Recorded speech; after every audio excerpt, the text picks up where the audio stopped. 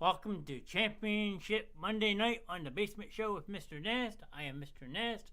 Mr. Ron will be here momentarily. He is coming back from his golf trip, but he has told me he is back in the state of New Jersey, so we will wait for him to join us momentarily. But for now, you have me. So, good evening. Welcome to Sports Gladiators on the Basement Show with Mr. Knast. It's nice to see everybody again tonight. Good evening. Thanks for popping in, spending some of your Monday night with us. We were jacked up about Eagles team yesterday, so Andrew is already in the chat trolling me. That's okay. Andrew, you can root for whoever you want, even though on your pool you put the Eagles, so I'm holding you to it. And we got Curtis in the building already. Good evening, Curtis. Thanks for popping in this evening. Who else do we have in chat? Let me know if you're here. We got Mr. Gary already. Welcome in, Gary. I know you're happy. Morgan, good evening. I'll let you say let's go Chiefs because I know you like to troll me. That's quite okay. Make sure your dad's okay after last night, please. Thank you. But it is nice to see everybody in chat bright and early on this side of the show. We got Ron here. Curtis with the let's go, Eagles, let's go. It's more like fly, Eagles, fly.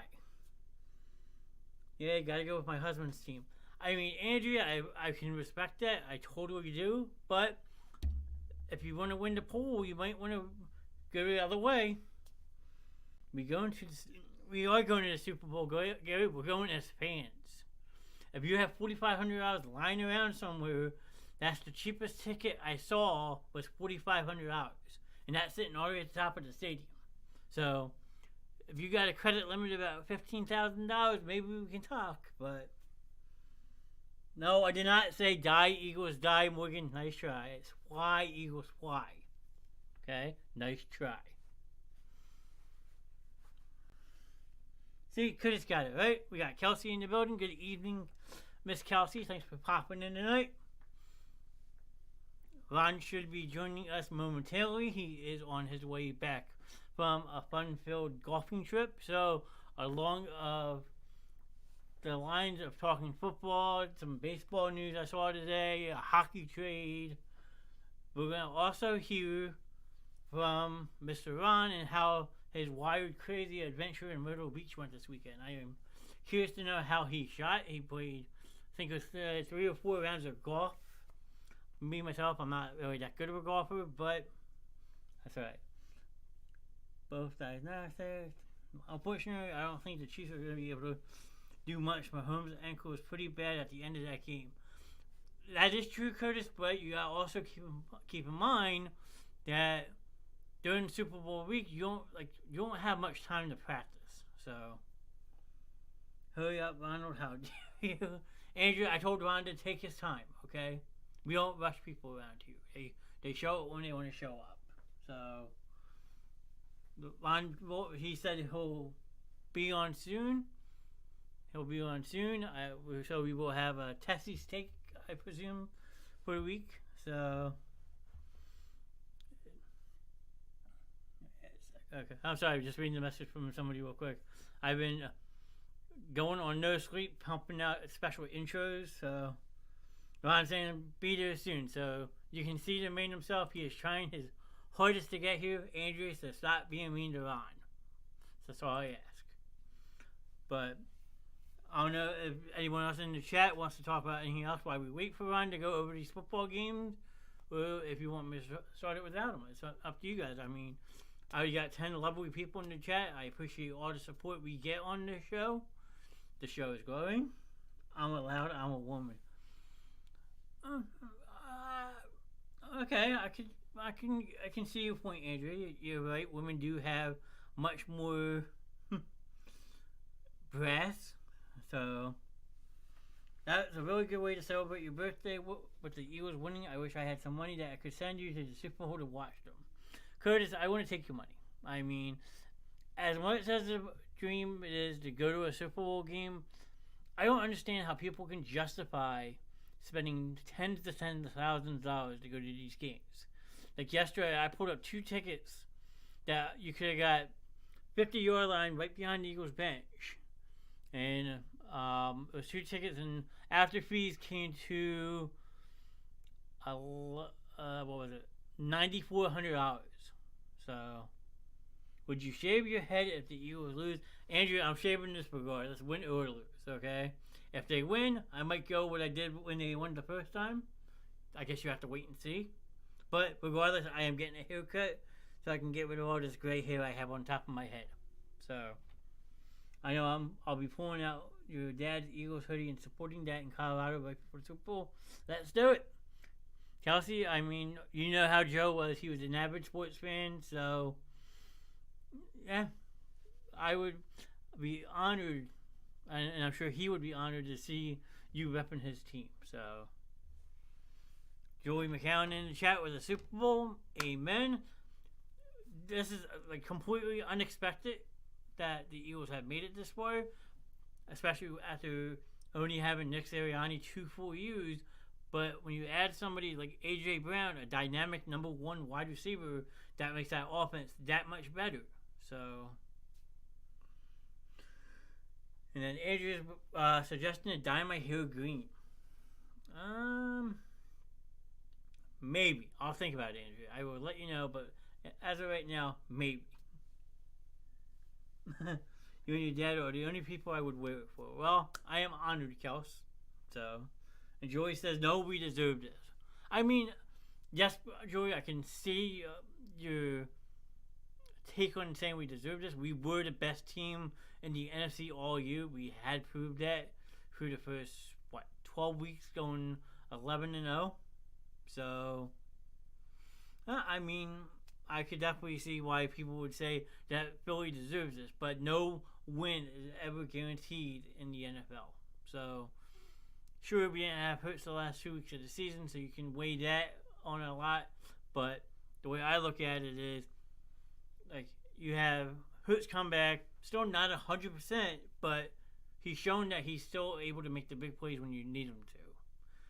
So, and then Andrew's saying, yeah, John, green hair, we can bleach it again. Oh, now we got hashtag Team Andrew in the chat. Oh, great. Now I got 2 people coming after me about my hair being green, so I will definitely think about it, ladies. I'm not promising, but I will think of it. Okay. Could I say your Eagles played the hearts of the season? Amazing team, great coaching. Yes, it's a very underrated coaching staff. So to have Sirianni, Steichen, and Jonathan Gannon only be second year into a project to make it to the Super Bowl this quick is absolutely amazing. So from a fan perspective, you're going crazy. Like, you don't know what to expect. So, and then now the question is, Super Bowl party at your place. Anyone is welcome to come. I mean, if you guys want to have a Super Bowl party, there will be no Kansas City colors allowed. That goes for you, Morgan and Andrew, if you fly in. But anyone else who has Eagles green is more than welcome to join. So we got Gaming with Green in the chat saying go green, green team, Team Andrea, hashtag Team Andrea is a thing. So we can start a trend. So the 49ers should get fined. They play dirty. Gary, there will be multiple fines from what happened with that scruffle. I mean, I believe that there are at least 4 or 5 fines coming. Hopefully, we don't have any suspensions from it. I mean, if you ask me, my opinion, Eagles don't deserve a suspension, but Trent Williams on the 49ers does. So, and then you gotta fly me out. If I could afford it, sure. Curtis, you know you're always welcome here. So Morgan says, if you're coming, I'm in for a party. I'll bring my fuzzy Eagles blanket. Morgan, there will be no burning of Eagles memorabilia on my property. If you want to go across the street and do it, you're more than welcome to. Fair warning, you do it on my property. I know you're a firefighter, but there's no reason to do it. Andrew, please don't encourage Morgan because she will light something on fire. Please don't. Please don't encourage Morgan, Andrea. If there's one thing I could tell you about Morgan, she does not need much encouraging, so. Gary, you said that before. We were supposed to go to the Giants game. I was paying for the limo. You had the ticket, so. What was the score of the Bengals-Chiefs game? I want to say it was 26-23. It was only a field goal difference between the two teams. Cincinnati made a bonehead play at the end of the game. It put Kansas City in the field goal position. Oh, Andrew, the KC-Cincinnati game was 10 times more competitive than the Eagles-49ers game was. I mean, granted, the 49ers had a very unfortunate injury with losing Brock Purdy. So we got Tyler saying the Chiefs-Bengals was rigged already. Gary's asking how my birthday weekend it was. It was a very relaxing, laid-back weekend. It was a lot of fun. I had some great company over Saturday night for my birthday. We watched the Royal Rumble. We somehow got into watching wrestling on Saturday night, and we just had a fun time. I mean, Morgan was here, a bunch of us, so. Yes, Tyler, you are correct. Brock Purdy has a torn UCL muscle in his elbow, so he will be required to have Tommy John surgeries. Unfortunately, I was looking forward to seeing what the kid could do in the environment, but he only lasted 6 plays, basically. After that, he was back in the game at very limited capacity. So, it's a shame to see what happened to him. And then Josh Johnson came in, I think, played pretty admirable for not really probably taking first-team reps, but they were just one-dimensional after that point because they didn't really trust Josh Johnson throwing the ball. I thought they would run him a little bit more than they did, but I guess not. And then he goes out with a concussion. So then all eyes are like, okay, does Purdy come back in, or who's the emergency quarterback? They were gearing up Christian McCaffrey with the headset to get ready to be the emergency quarterback if they needed to, but they put Purdy back in and just ran the ball. I mean, at that point, you might as well say San Francisco was one-dimensional of a team. Like, if you load the box up in the run game, you stop them. It's a shame to see major people get injured in a big game like that, so you don't know what the outcome would have been. But at the same time, like, the Eagles had a cakewalk, you might as well say. I mean, kind of mean to put it that way, but it's the dead honest truth. I mean, Jalen Hurts didn't have any touchdown passes. They had 4 rushing touchdowns again yesterday.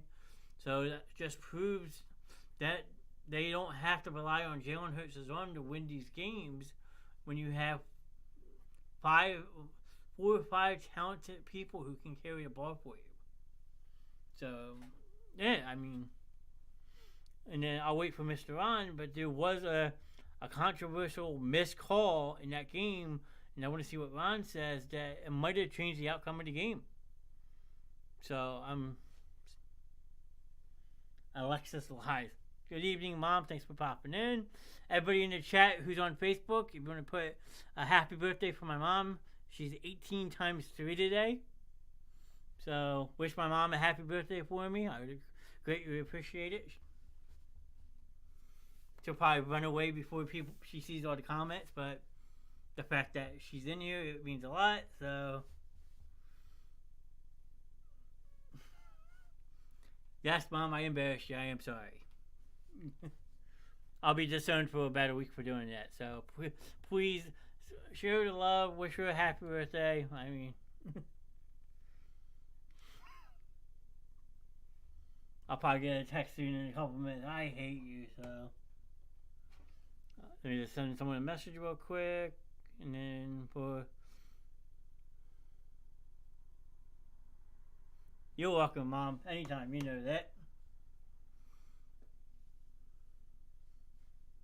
So Ron should be joining us momentarily. Other than that, like I said, I'll wait for Ron so we can have a good discussion back and forth about the games. How was everybody else this weekend? So, never would I say that. Well, I know, but, I mean, when I can embarrass somebody live on the show on Facebook and there's 11, 12, 13 people watching, you never know. So, but did everyone have an enjoyable weekend? I mean, it was actually pretty warm here in New Jersey for once. I know where Miss Andrea has actually just sent me a screenshot. It's literally 3 degrees. I mean, that's kind of cold. But I would survive. I'm sure everybody else would. But, like, I know Curtis is up north. Kelsey's out west. Tyler's down south. Like, we got people from all over the place in this chat. I love it. So, feel free to say what's up. Yes, payback, Mom. I can already picture it now. But deep down inside, you love me, so that's okay. The last couple of days, we got 2 feet of snow and minus 35. No thanks. Pass. Next. She knows, Gary. It's okay. Curtis, how do you live in that? With 2 feet of snow and negative 35, like, how do you even like get around? Like, I'm curious. Like, there has to be like ways to travel, I'm sure, but why would you even want to leave your house? That's like my cousin Kelsey's out in the Rocky Mountains in Colorado. She gets like sometimes 6, 7 feet of snow. Like, I just don't understand how people can like survive. Like, I mean, you stock up ahead of time or what? Like, just baffling. That's nothing. That's minus 35 is a warm day, and that's not very much snow. Okay, well, that would bury us here in New Jersey. I'm sorry. So you can disagree, but we're on the East Coast. You're telling me negative 35 and 2 feet of snow. You might as well just call the Coast Guard. So it's super cold here today. Minus 10. See, these people in the negatives. Like, I mean, right now where I'm at is, hold on, loading up. It's 40 degrees in my neighborhood right now. So, you know what I mean? No, East Coast people. And if you want to really call out American people, get Sam Simmons in here. They had a little bit of ice this morning, and they canceled school. So, don't come at me, because if you want to get Sam in here, we can call him out for having a snow day with a little bit of ice. I mean, granted, his state's not equipped for that type of stuff. I get it, but you're calling me a sissy. I think you got me confused with somebody else. So, who else we have in the chat? Tyler, I don't know if you're still in here. Like, how Tyler, if you're still listening or in the chat, how's the weather in Florida? I mean, Florida, no face. It's 85 degrees and sunny, right? Like,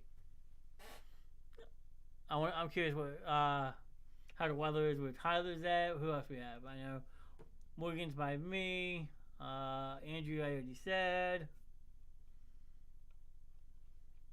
So, I already called him out. I said a little bit of snow, and you guys get. Yeah, that is true. You Curtis, you are right. I'm sorry. You did say that while we were playing Fortnite. So, and now they have a 2-hour delay again tomorrow. Must be nice.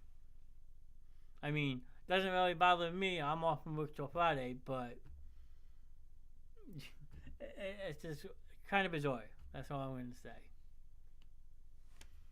So, like I said, we should be joined by Mr. Ron momentarily. He is coming back from Myrtle Beach.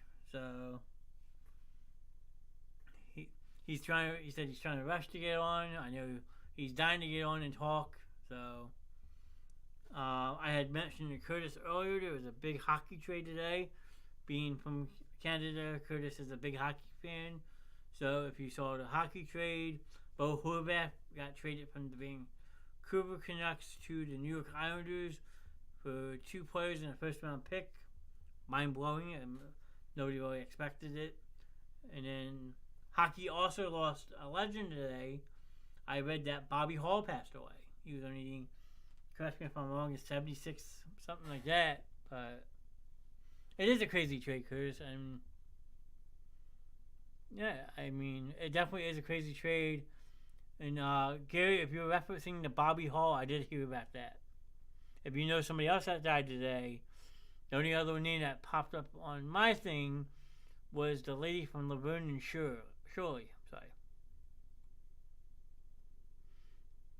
So, Gary, fill me in who you heard who passed away, please. I'm curious enough we're on the same page. I know there's a slight delay from what I'm saying to what you guys are seeing on stream. I'm still trying to figure out how to get rid of that delay. There's supposedly an 8-second delay. So, hopefully one day it fixes itself. We shall see.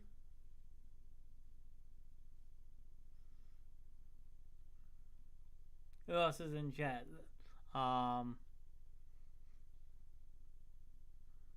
Same page, okay. I thought so, Gary. I mean, it's still tragic no matter what. Bobby Hall had quite the legacy back in the day in the 70s and 80s playing hockey. Then his son Brett Hall took the reins and had a stellar career for multiple teams.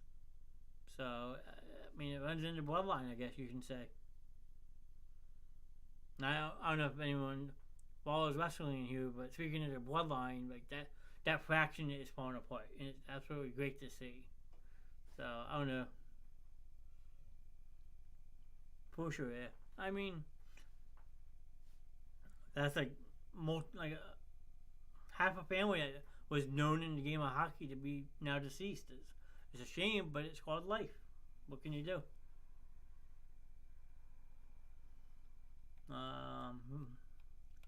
Who else do we have looking in here? I think Andrew and Morgan probably messaging off to the side, wanting to team up on me. So if I show up next week with green hair, you know where it came from. But what else you guys want to talk about? Let me know. Like I said, we love interaction in this chat. It helps us keep going. When does spring training start?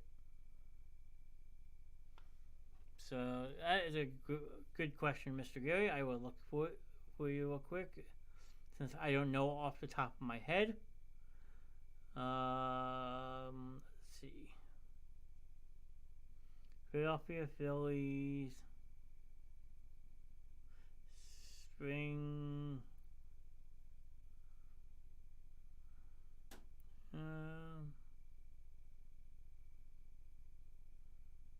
Spring training information. Here we go.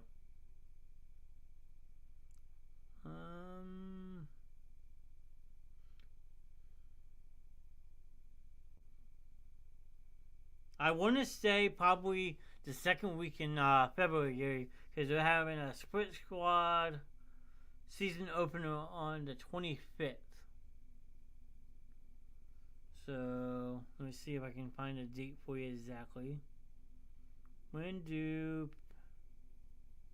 There you go. February 13th. So about two weeks. The day after the Super Bowl, actually, Gary. So, and Curtis is saying he played for the Chicago Blackhawks, the Winnipeg Jets, and the Hartford Whalers. Yes, he was more of a West Coast guy. I do remember that. So, and then totally switched in sports. But I went to the Monmouth game this weekend. It was my first this season. It was a tough loss for the Monmouth. Have you been following Philly's NLL team? Kelsey, I have not. I mean, being a sports guy, you'd think I would. I have not.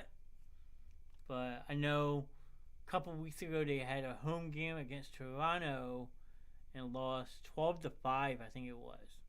The crazy thing about that game was also the same day the Eagles had a playoff game home versus the Giants. So they had sectioned off part of the parking lot so those who wanted to go to the Wings game could get parking before people who were coming over for the Eagles game could get in. And Eagles fans bought all the tickets. So they could get into the parking lot early to tailgate for the football game, which is kind of bizarre that they let it happen, but at that point, you really don't know who's going to the lacrosse game and who's not. So you've been to a Wings game, right? Sad to admit, I have not. The game I went with you was my first ever indoor lacrosse game. I need to get the one. I heard they're a lot of fun to watch. They're physical, so. Yeah, we don't talk about working here. I'm just kidding. But I'm sure work is going to get even crazier now that the Eagles are in the Super Bowl here. So buckle up and get ready. It's going to be a crazy week next week. So it's all good that you haven't been following them. I do my best to keep up with Colorado sports, but I'm not the best. We should go to the Wings versus Mammoth game. Kels, you tell me a date and let me know. We can definitely try to plan something. So, you know me, any type of sports, I'll go at least once and watch it. So, if you know the date, let me know. And if it's in Philly or in Colorado. So, what Kelsey's talking about is indoor lacrosse. A very good back and forth type sport. It can get very physical, but very high action. Like sometimes the game could be like 18-16 the final score. Other times it could be like 9-7. So it depends on what team wants to show up. If they want to play defense, offense, it's fun to go at least once. So I know me and Gary normally go to hockey games. Gary was whacking on that aspect. We haven't been to a Flyers game yet this year, so we gotta try to figure that out.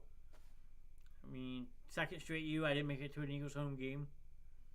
Sad, because I had an 18-year streak going that I unfortunately had to break because of COVID, but a lot of people think I should put an asterisk next to the 2020 season, but the following year would have been broken anyway because I didn't make it to a game that year neither, so.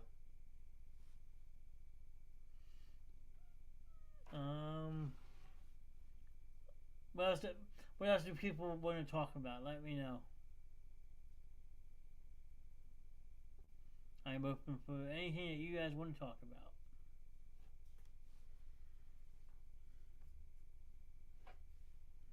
about. It says I got what? 2 people on YouTube. If you're on YouTube and want to say hi, feel free. I will see you to chat. 3 people on Facebook, and we have someone watching on Twitch. So all Philly teams did have a very good weekend, yes. I mean, the Sixers won big. The Flyers are playing better as of late. And we all know it's the Eagles, so. It looks like the Wings and Mammoth don't play each other this season. See, Kels, now you got my hopes up and now it's dead.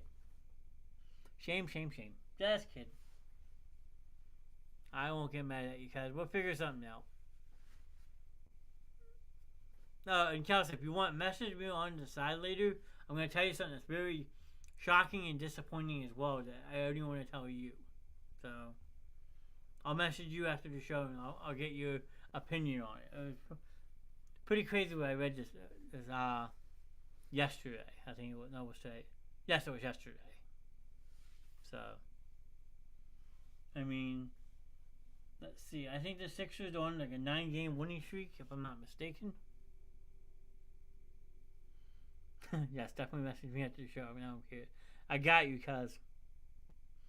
And right now, the Sixers are beating the Orlando Magic 99-97 with 8 minutes left in the fourth quarter. So, let's see if they can pull that one out.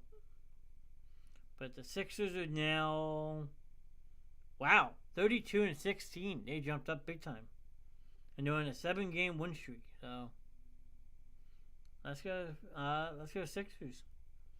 And yes, we will figure something out. It's on my bucket list to go to a Colorado versus Philly sports event with you. I mean, I know the Phillies are playing the Rockies on Mother's Day weekend in Colorado. I think the Flyers and Avalanche played both their games against each other this year. I think the Nuggets were just in town for the Sixers, if I'm not mistaken. Hey, I know this guy. Hey there. Hi, welcome in, sir. How you doing? I'm doing well. You? Oh, I literally just got out of the car. So, See, look at this, people. He is dedicated to the show. Doesn't unpack the bag. If I didn't kiss the wife, and here he is. well, Honey, she might be happy about that actually. So, honey, I got a show to do. I'll be back. So, Gary saying, hey, Ron, welcome back. Just trying to get a volume control situation fixed here. Just give me 1 second. I was going to say, you sound good to me.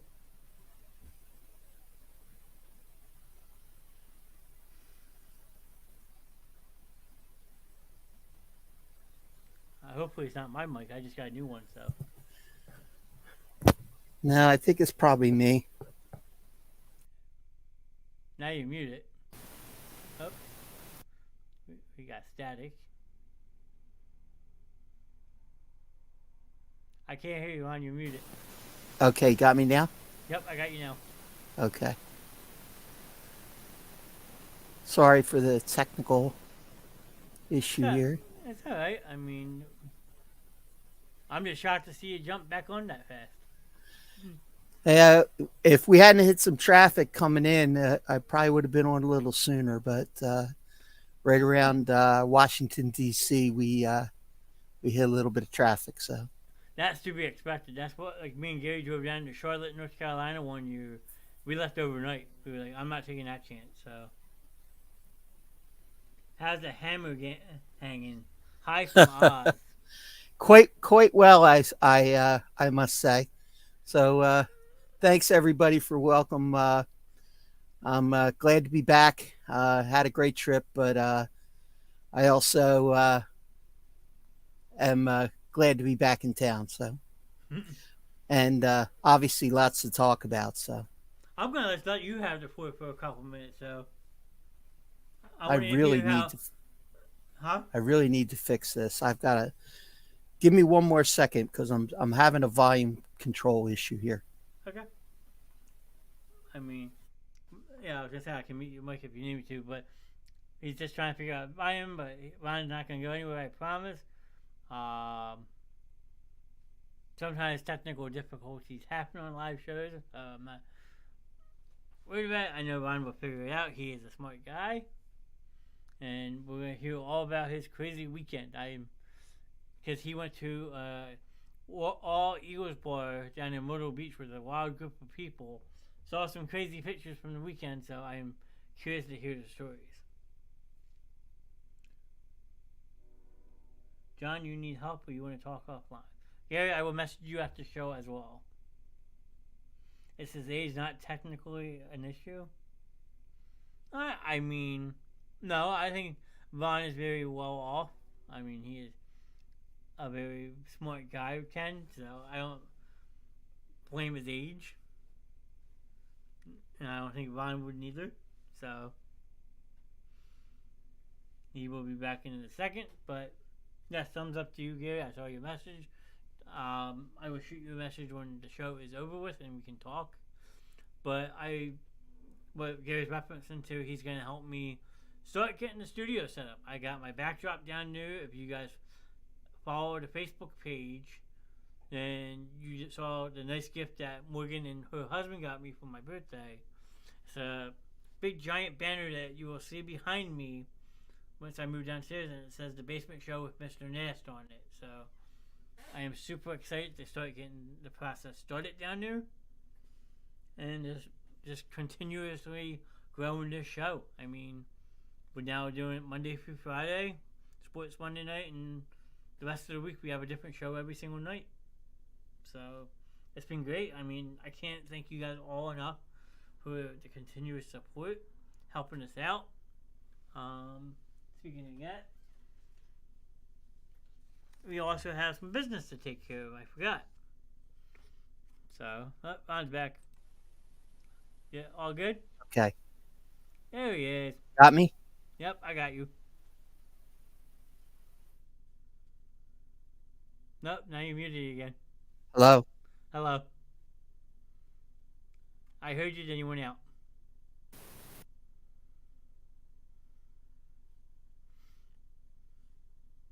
So, it was Kenneth Calhoun, not the Tennessee. Never mind. But Ron's still trying to figure out the mic, so while I have the floor to myself for a minute, updated standings for the 8 people that do the brackets. If you did your brackets, we have my friend Miz with 17 points, a 4-way tie for second between Ken Calhoun, Joe Gallagher, Larry Henry, and Andrea, all with 16 points. Gamer with Green has 15, Mike Wright has 14, and Mr. Tyler, unfortunately, is eliminated from competition. He wound up with only 5 points. So it just shows. It just shows on TikTok. What do you mean, Gary? So please explain that to me, Mr. Gary. What just show on TikTok? I mean, the show has a TikTok account. I don't really load anything onto it yet, but hello, who's that? Gary, you're confusing me, buddy. You gotta tell me who this stuff is. Hello, Sorilla. Okay, you got me? Yep, I got you. Nope. Hello? Now I got you. Got me now? Yep. Okay, I don't have you though. Uh-oh. Okay.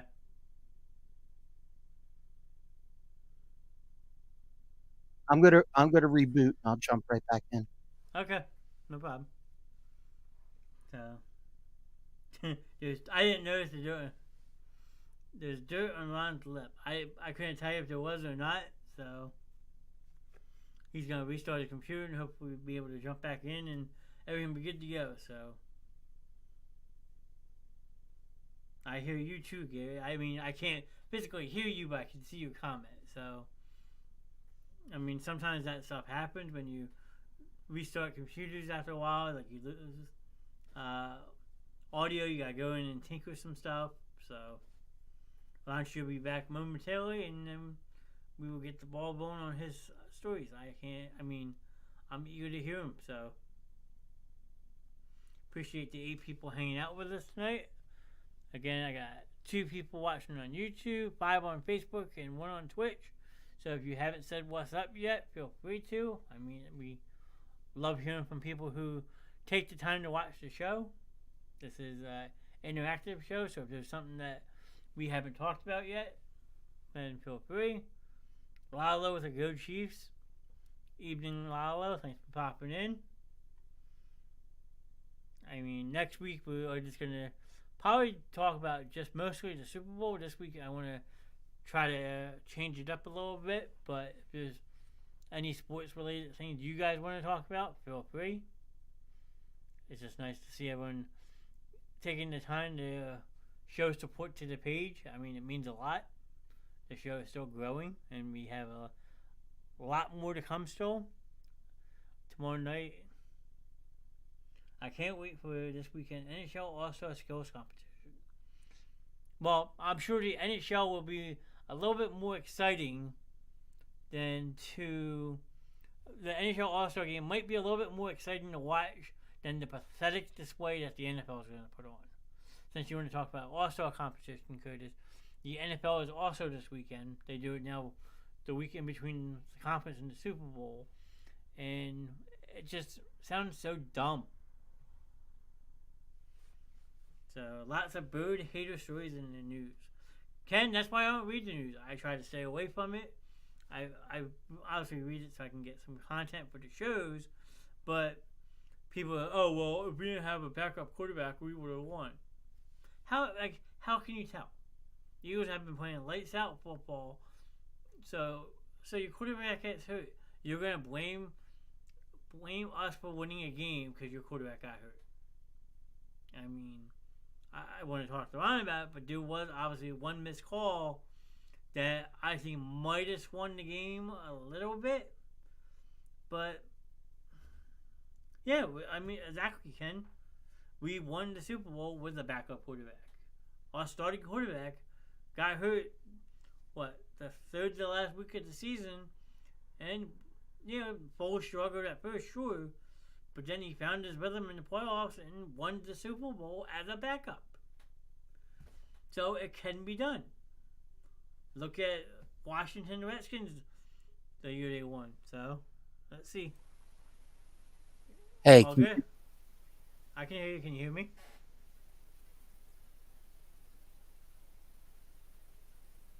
hello? Hello? Okay, I got you now. There we go. Ron's back, ladies and gentlemen. Sorry, guys. He's officially back. I'll have to buy you a headset for your birthday, okay? We got a Hello? loose connection. There we go. I got it now. Okay. Yay. All right, we've after 3 reboots, I got it straightened out. Sorry, guys. Just what happens when I don't test the equipment prior to getting on. It happens. So. Yep. We got a lot of people in here watching. We're just talking about random stuff. I figured I'd wait for you to jump in and we can dissect some stuff. Okay. Some stories.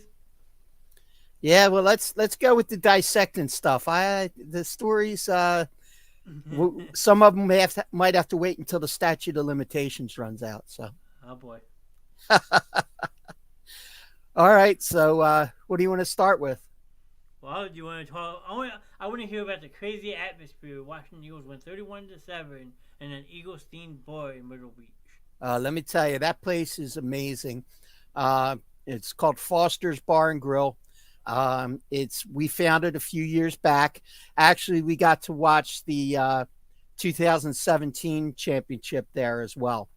And it's a bar that's owned by somebody who used to live up this way. He was from Pennsylvania. There is Eagles decor all around. We sat right next to a booth where there was a Brian Dawkins jersey. And the crowd was, I would say, probably 90% Eagles. So there were some San Francisco fans, huh? There were no San Francisco fans. There were some Cincinnati fans, and there was some Kansas City fans. But no 49ers fans. There was not a 49ers fan to be found. Wow. No, sir.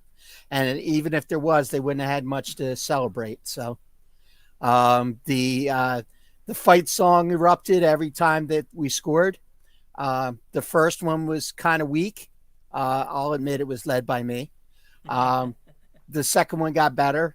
Third, and then I stood up and screamed at everybody and said, "You guys need to do better than this." And then it got better as the game rolled on. So I don't know if that had to do with the blood alcohol level or if it just had to do with the fact that everybody was getting into it, because it was definitely an electric feel to the place. Now, I mean, the thing that sticks out in my mind, I'm sure you guys were probably on the edge of your seats too when you saw it, that Devontae Smith catch on 4th down. Yeah. It looks like an absolutely incredible catch. But then when they come back from the commercial break, you see another angle of it, and he dropped it. Did everybody in the bar like, oh shit? Like, well, you kind of knew when he jumped up and he was telling them to get to the line, he was giving the signal, to get back to the line and get a playoff. You knew that he probably dropped it, but it luckily San Francisco wasn't fast enough to get the challenge flag out, so that ended up working out in the long run.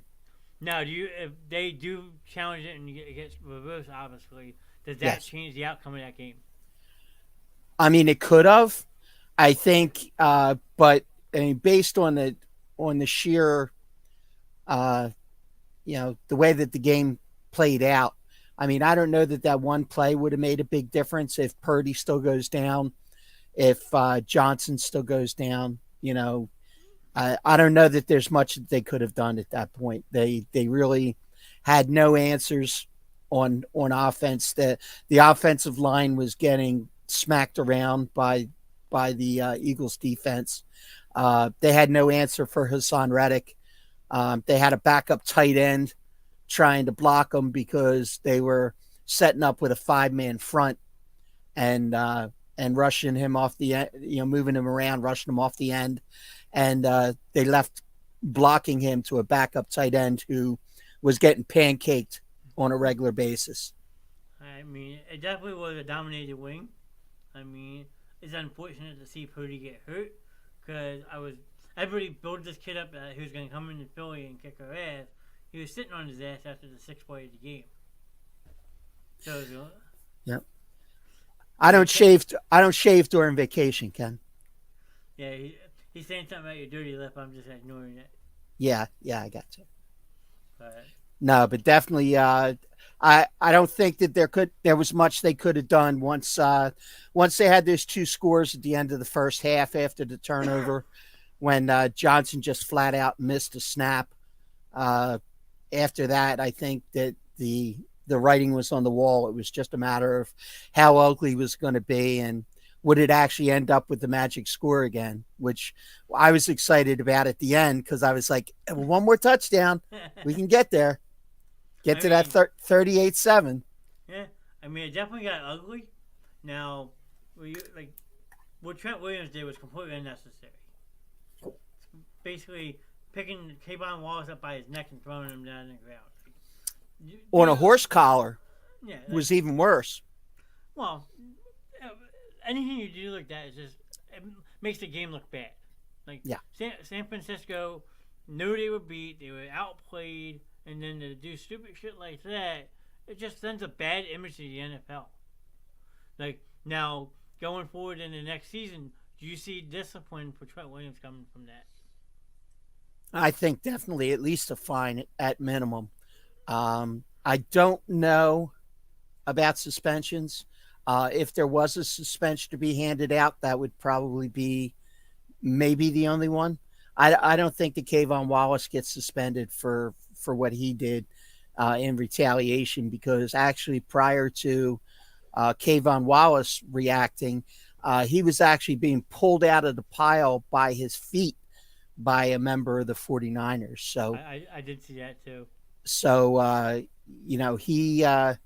he was subject to quite a bit of physical activity before he reacted. So I think that there probably will be some fines, but I don't believe that there'll probably be any suspensions.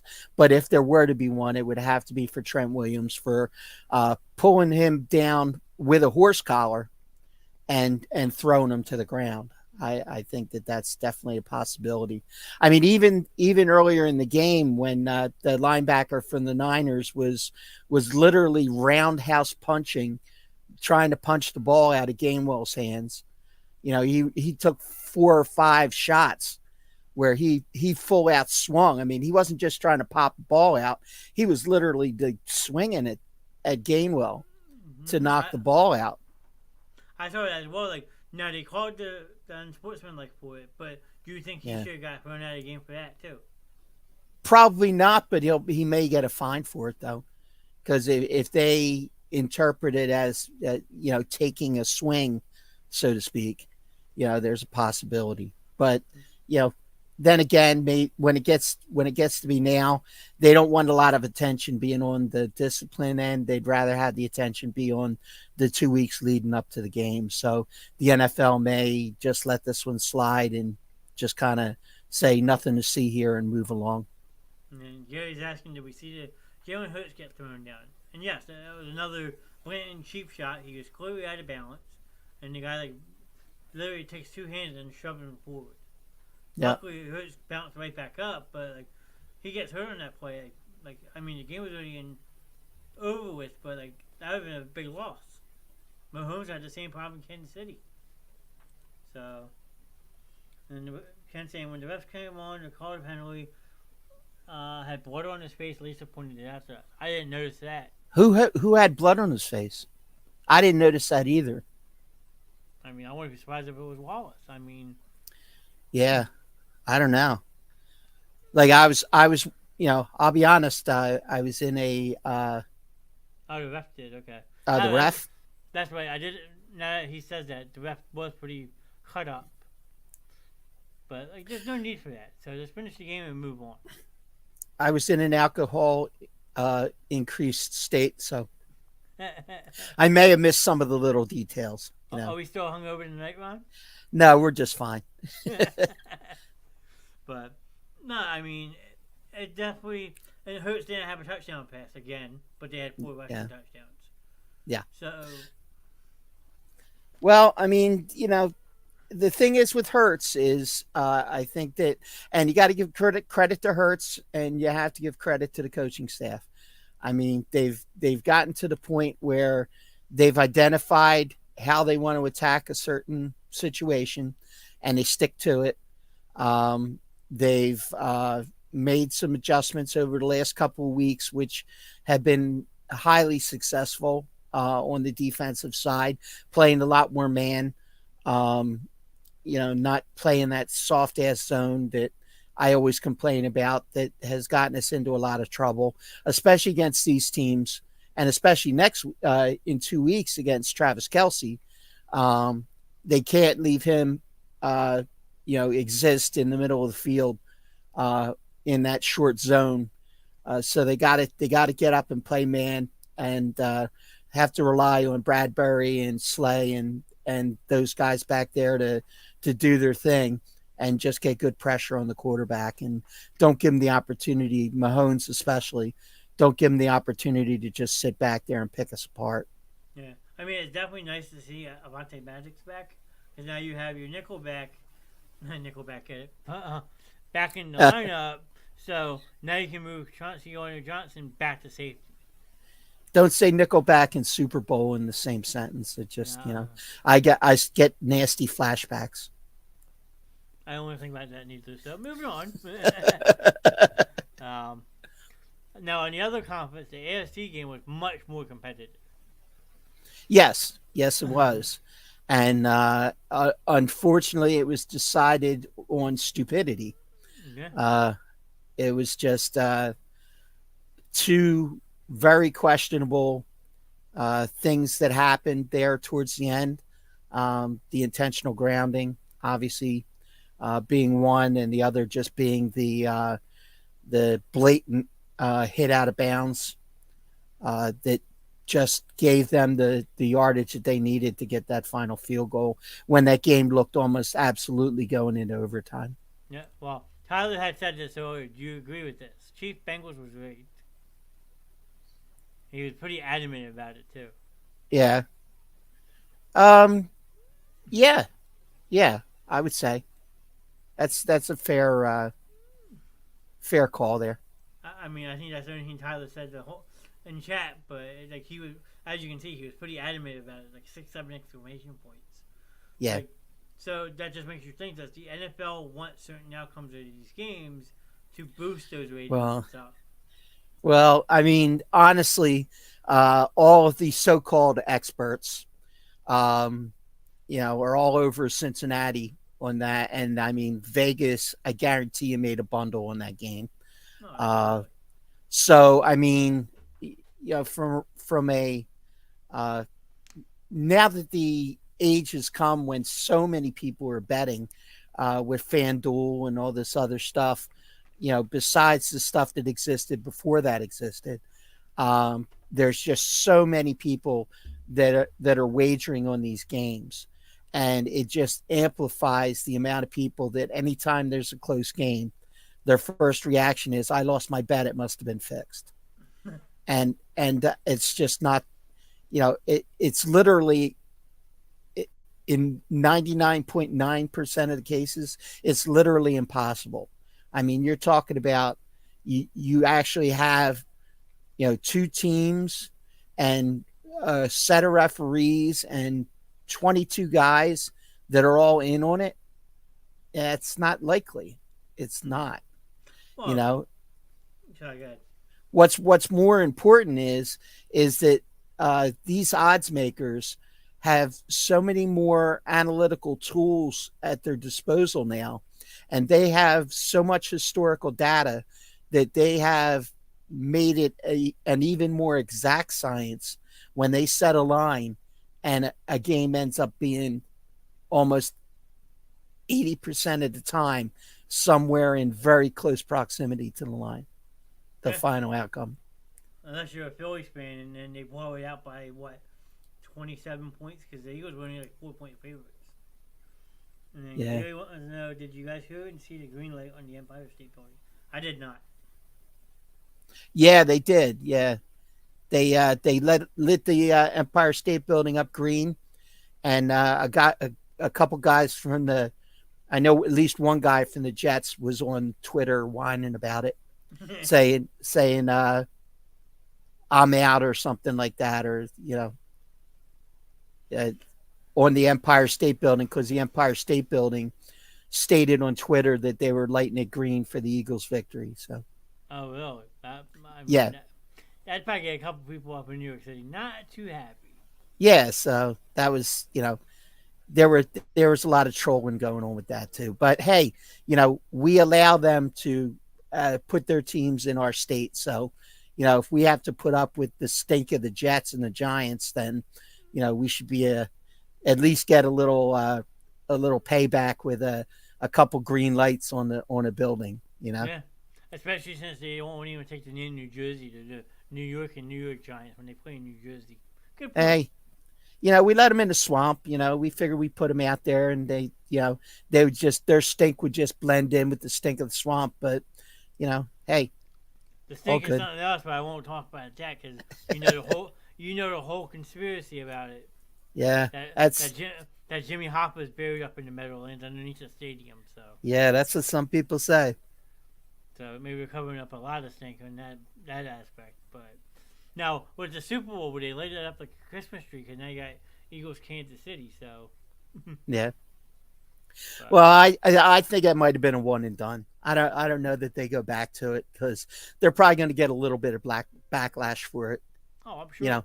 But I mean, they were saving the green lights for when the Jets won, but they know that's never going to happen. So they just figured they had the green lights anyway. They might as well, throw the Eagles a bone. Yeah, I mean, they haven't won the Super Bowl since Joe Namath guaranteed Super Bowl III. Yeah, yep. Well, they already retired the blue lights, so till Daniel Jones is gone at least. Oh, jeez. But I figured next week we'll dive more into the Super Bowl, like with the matchups and stuff. Well, I'll make a whole bunch of charts throughout the weekend, like breaking down each team and stuff. I think next week we could just do all Super Bowl talk. Okay. Well, I mean, I'll be honest. I really didn't have a lot of. Obviously, I didn't have any prep time for tonight. I can only go by what I saw in the games as we were watching them. Having an adult beverage, as Gary says. Yeah. Well, I will throw one thing your way that might surprise you today. The Phillies made a signing. Oh, yeah, Josh Harris. Josh Harrison, yeah, from Pittsburgh. He's a utility infielder. Yes. Yeah, I did see that, which is a good pickup. I mean, he always seemed to be a solid guy defensively, and he could play every position. So he'll probably end up being the primary utility man. Yeah, and then the Sixers were apparently a 21-point lead tonight and lost 119 to 109 to Orlando Magic. Oh. So that snaps the 6 or 7 game winning streak. Yeah, and I've actually caught a couple games recently, and they were pretty fun to watch. So I guess you can't win them all, but to give up a lead like that, that's contrary to the way they've been playing recently. I mean, they did beat the Nuggets over the weekend, though. I did see that, and then Embiid had a very strong game. He dominated Jokic apparently. Yeah, they did. I personally didn't watch the game. I just saw the box score. Embiid had like 45 points. And looking at Jokic's numbers, he only had like 20. I was like, wait, did this really just happen? Yeah. Because everyone's saying how much more of an MVP candidate Nikola Jokic is over Joel Embiid. But obviously, you see what the Sixers do without him. Right. Joel's having a very quiet, very solid season. I mean, he's, he hasn't been the person like in the forefront, but he's just been quietly, putting up some pretty nice numbers. So hopefully he continues to roll. But Harden has gone into assist mode, which has been helping a lot because Harden has led the league in assists more than once, so it's good to see him get back to it and just start distributing the ball a little more and getting some of these other guys involved. And it's ended up working out well for him recently. Yeah, because right now Embiid's actually the scoring leader, averaging 33.8 points a game. So that's good. And where's Harden on this list? James Harden. I think I just saw him. No, maybe I didn't.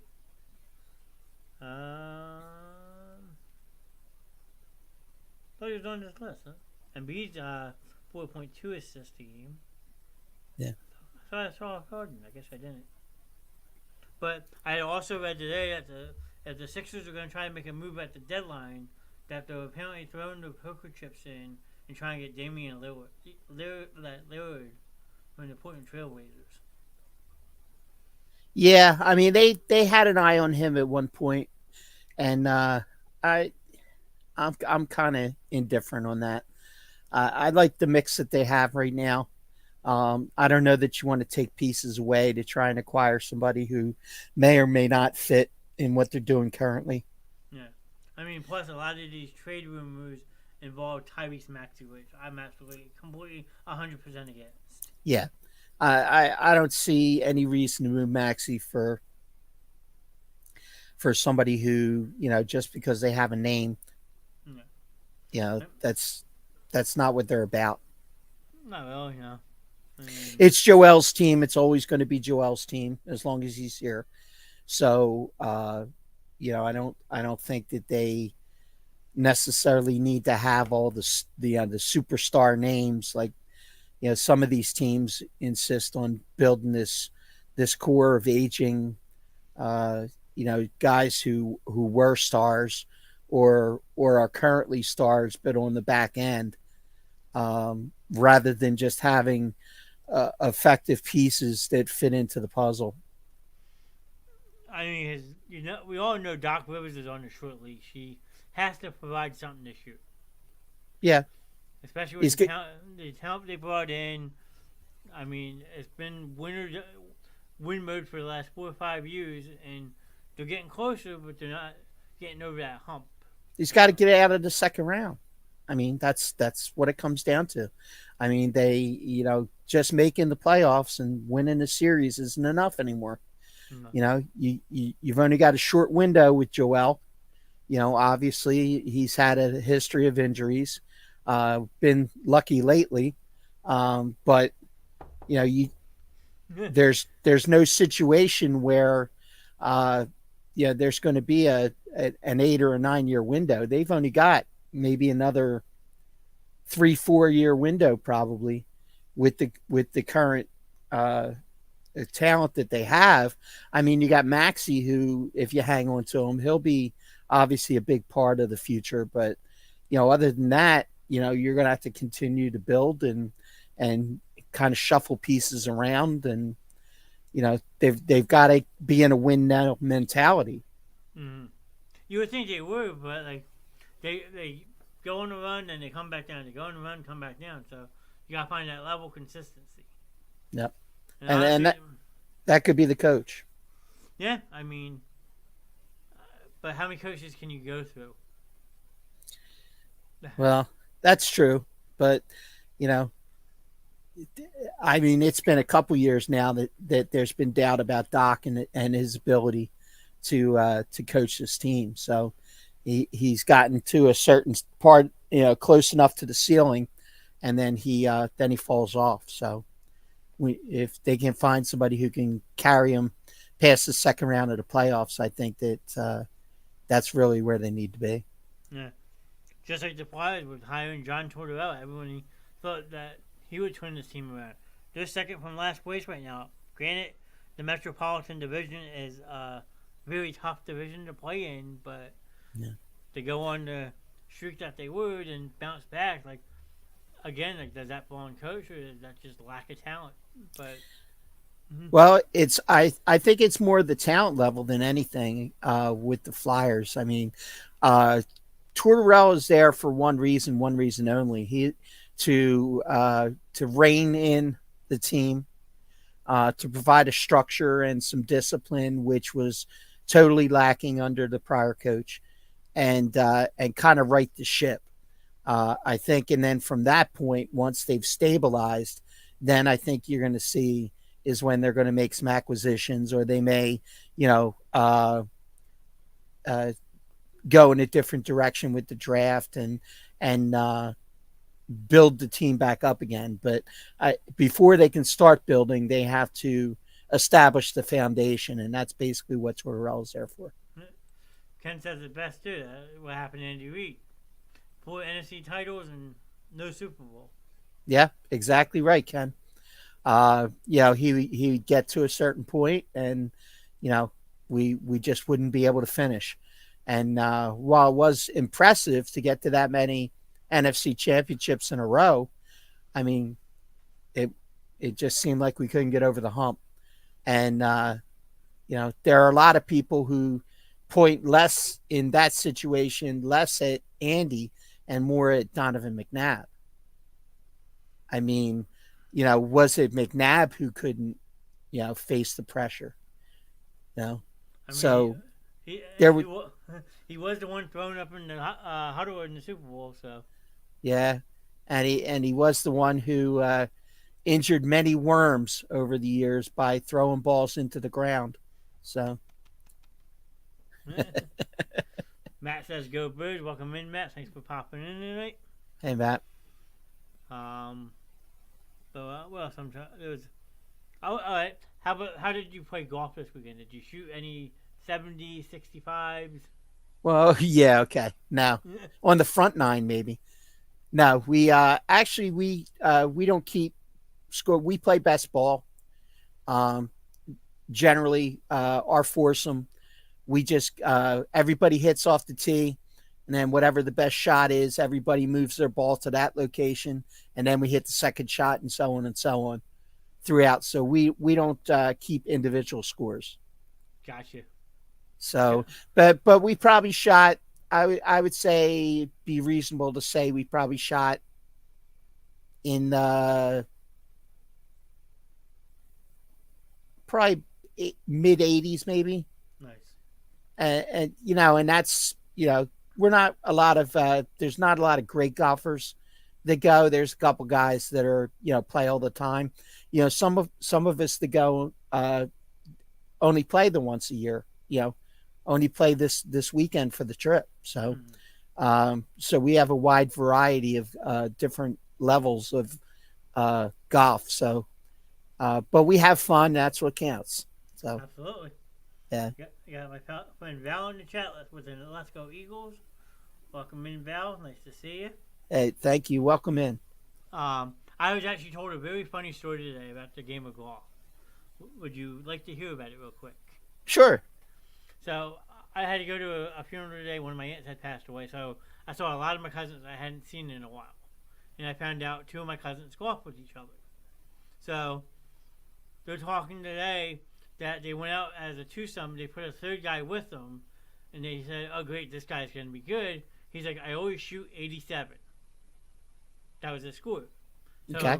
My cousin was like, "Oh, great, he's going to kick our ass." So they're playing. This guy completely hacks the ball every hole. 12th, 13th hole, he's like, "All right, I'm done for today. It was nice playing you guys."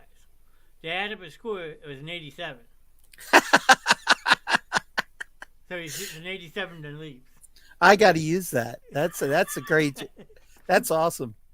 That's funny. What's Gary got here?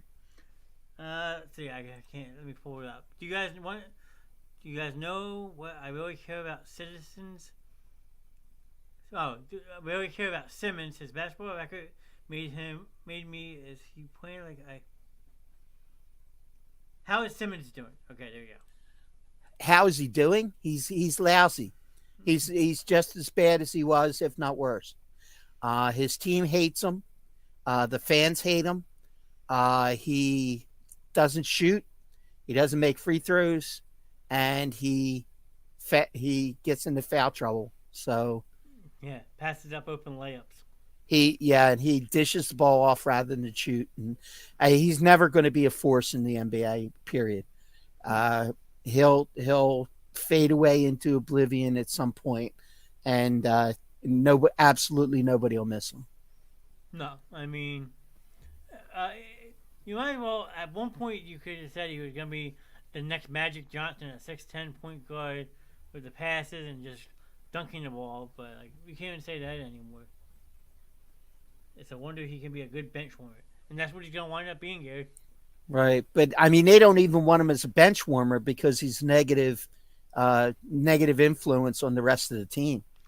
He's just a head case that just should be out of the league. I mean, he should take his millions of dollars that he stole and go live with a Kardashian somewhere. You know? That would take the millions that he got for selling that house in Woodstown. Yeah. And he got $6 million from Castellanos to buy that house. So. Yeah. Well, he should just go spend it on free throw shooting lessons. Yeah, I don't think that would help him, honestly. No, because he doesn't listen to coaching. So. Yeah. Well, when you're that arrogant, can you really listen to anybody other than yourself? And yeah, I mean, look at Markelle Fultz when he was in Philly. He refused to shoot the ball too. Look how fast we got rid of him. Yep. I mean, the whole thing is like that year we made a trade with Boston to go from 3 to 1. We should have stayed at 3 and got Jaylen Brown.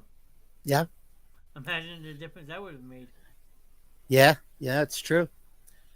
So it's it's easy to look back and try and say what if, but the reality situation is that maybe the Simmons situation brought the rest of the team closer together, and maybe it helped them to rally around Joel. And then when it was reestablished that it was Joel's team, Joel was starting to feel some kind of way because everybody, in the anticipation of what Simmons would bring, and then he didn't bring any of it. So I think that it was probably for the best that, we excised him as quickly as we did so that it didn't continue to, give Joel thoughts that he needed to be elsewhere. Yeah. Matt says he's off to see the Wizard. Matt, if that means you're signing off, have a good night, buddy. Yes, sir. I'm guessing that's what he means. Yep. So, by the way, as long as we're saying Wizard, Ken, yeah, exactly. No one gets to see the Wizard.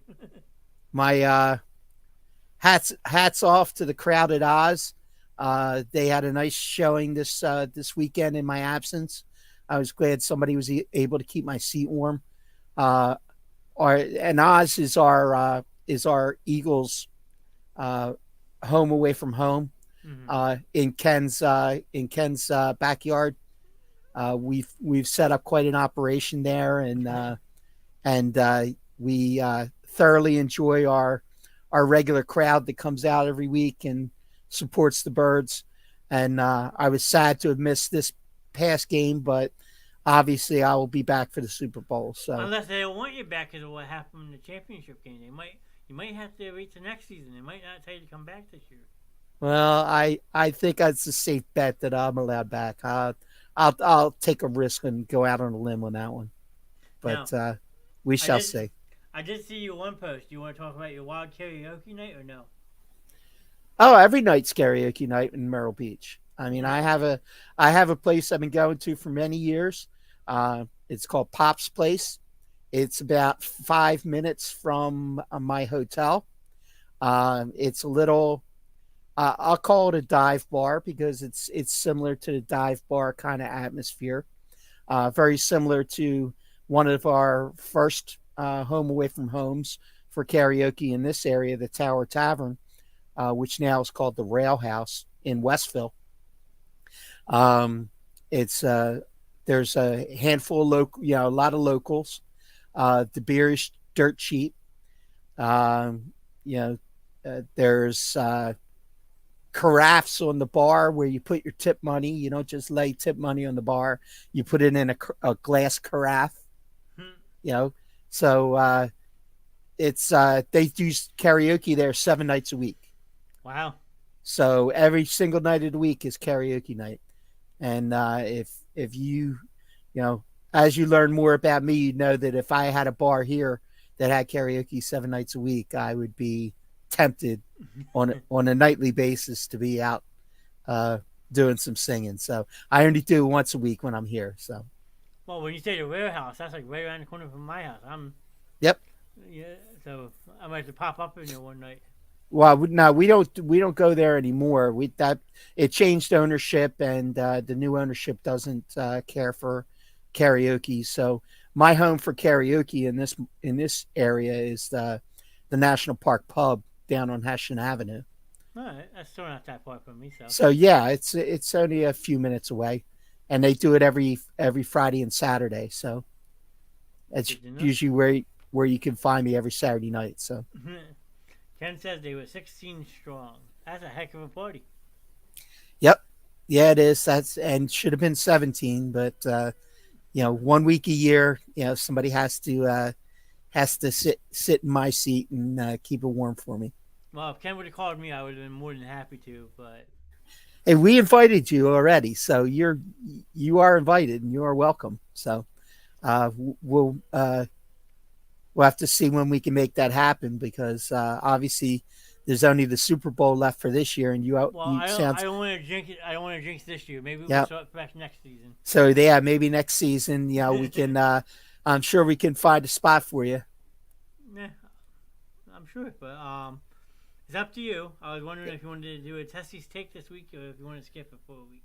I think we better skip it for a week, only because of the fact that I really didn't have time to prepare anything officially. I mean, I have some things on my mind, but nothing in an organized state. So I say we give it a pass this week, and I promise I'll have a real good one for next week. Gotcha. He says you might be able to take my seat. I may be at White Sands for the Super Bowl. Ken? Oh, geez, that's not good. Don't be messing with our mojo, man. See, I'm being nice and wait until next season. Now he's talking about ruining it. Well, the problem with that is that means that I have to be the bartender.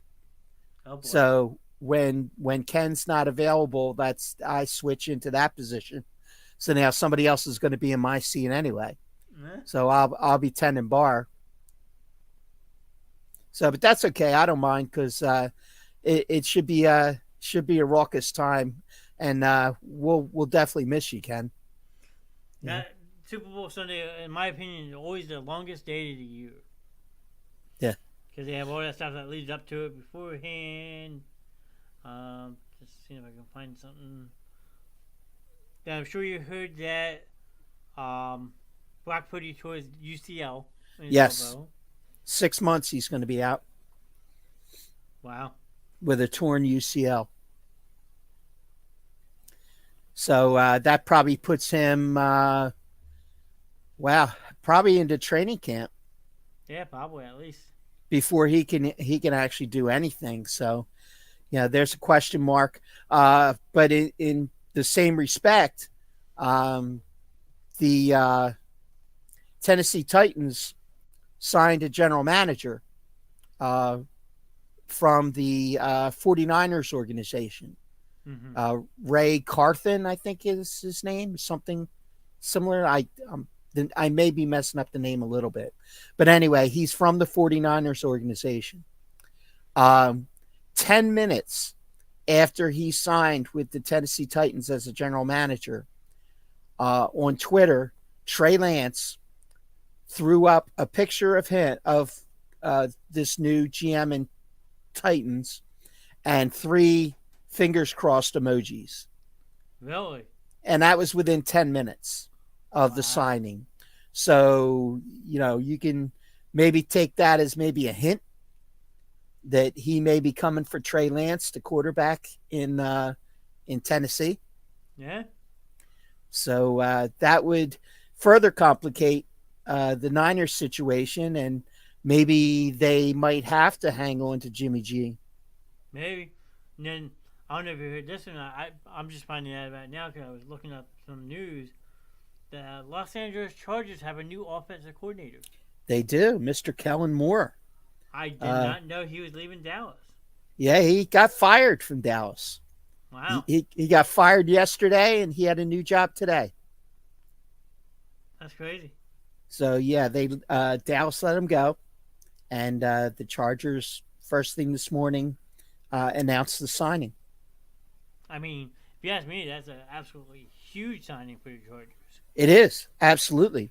I mean, and the happiest guy in the room's got to be Justin Herbert at this point. I mean, you still have Brandon Staley as your coach, which is amazing to me, but. Yep. And then I don't know if you saw the other NFL news. They set the salary cap for next season already. Correct. $224.8 million. And yes. An increase of $16.6 million. Now, correct me if I'm wrong, but that is a double an increase what they normally do. Correct. It was. I saw today. I was like, damn, they usually only do about like $7 to $8 million. So to see $16.6 million, that's game changing. That helps a lot of teams out. It does, indeed. And honestly, any talk of anything related to salary cap, from our perspective, from the Eagles' perspective, blah blah blah blah blah blah blah.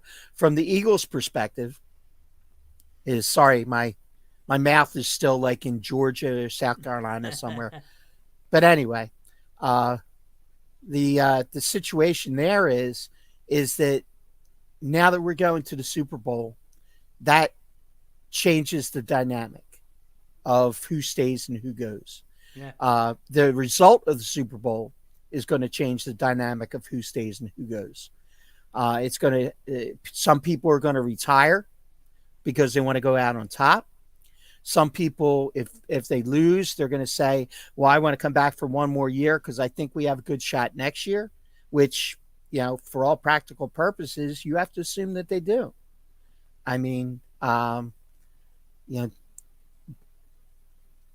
just in the youth of the team alone. And you're going to turn over a couple pieces. I mean, you're going to have some people that are going to move on. I mean, probably the biggest name of anybody and the one that hurts the most from a cap perspective is Fletcher Cox. Because Fletch is going to cost them about, if they move on from Fletch for next year, there's still about $15 million in dead cap money that's going to be tied to Fletch because of previous restructuring. Well, they actually, I think that's wrong because if I remember correctly, they actually technically released him and then they signed him back to a one-year deal. So I think that $15 million is voided. Well, that's still on the books because I just saw it today. Okay. That they said that the dead cap hit for Fletch would be about $15 million. Wow. Jeez.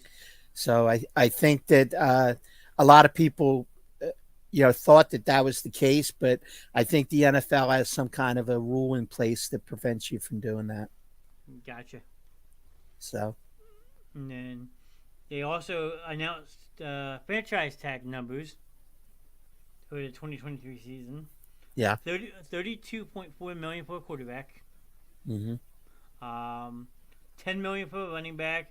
$19.7 for wide receiver. $11.3 for tight end. What about Kelsey? I think Jason retires. I disagree. You think here's what I think about Jason Kelsey. Jason Kelsey's playing at a Pro Bowl level still. I mean, you saw the game Sunday, and he was still blasting off the ball. He was pulling out of the center position and leading the blocks and doing the things that he does. And I mean, I know they have Cam Jurgens, sitting there waiting to take over. But my thought is that I think if the Eagles came to him and said, hey, we'd love to have you for one more year if you'd like to stay, but it's totally your decision. I think it would be probably a 50-50. But I think that if they win the Super Bowl, maybe he retires. Maybe. But again, it all comes down to the result of the Super Bowl. But I think if they asked him to stay, that he would probably stay. for one more year. And I know we say this every year, and we're waiting for the 1 year he starts to drop off, and he just doesn't drop off. Yeah. I mean, he's just been, all pro level for so many years now that we kind of just take him for granted. And now all these national people are watching him, and they're going like, "Wow, you guys were right," Now, my question, though, okay, say he stays.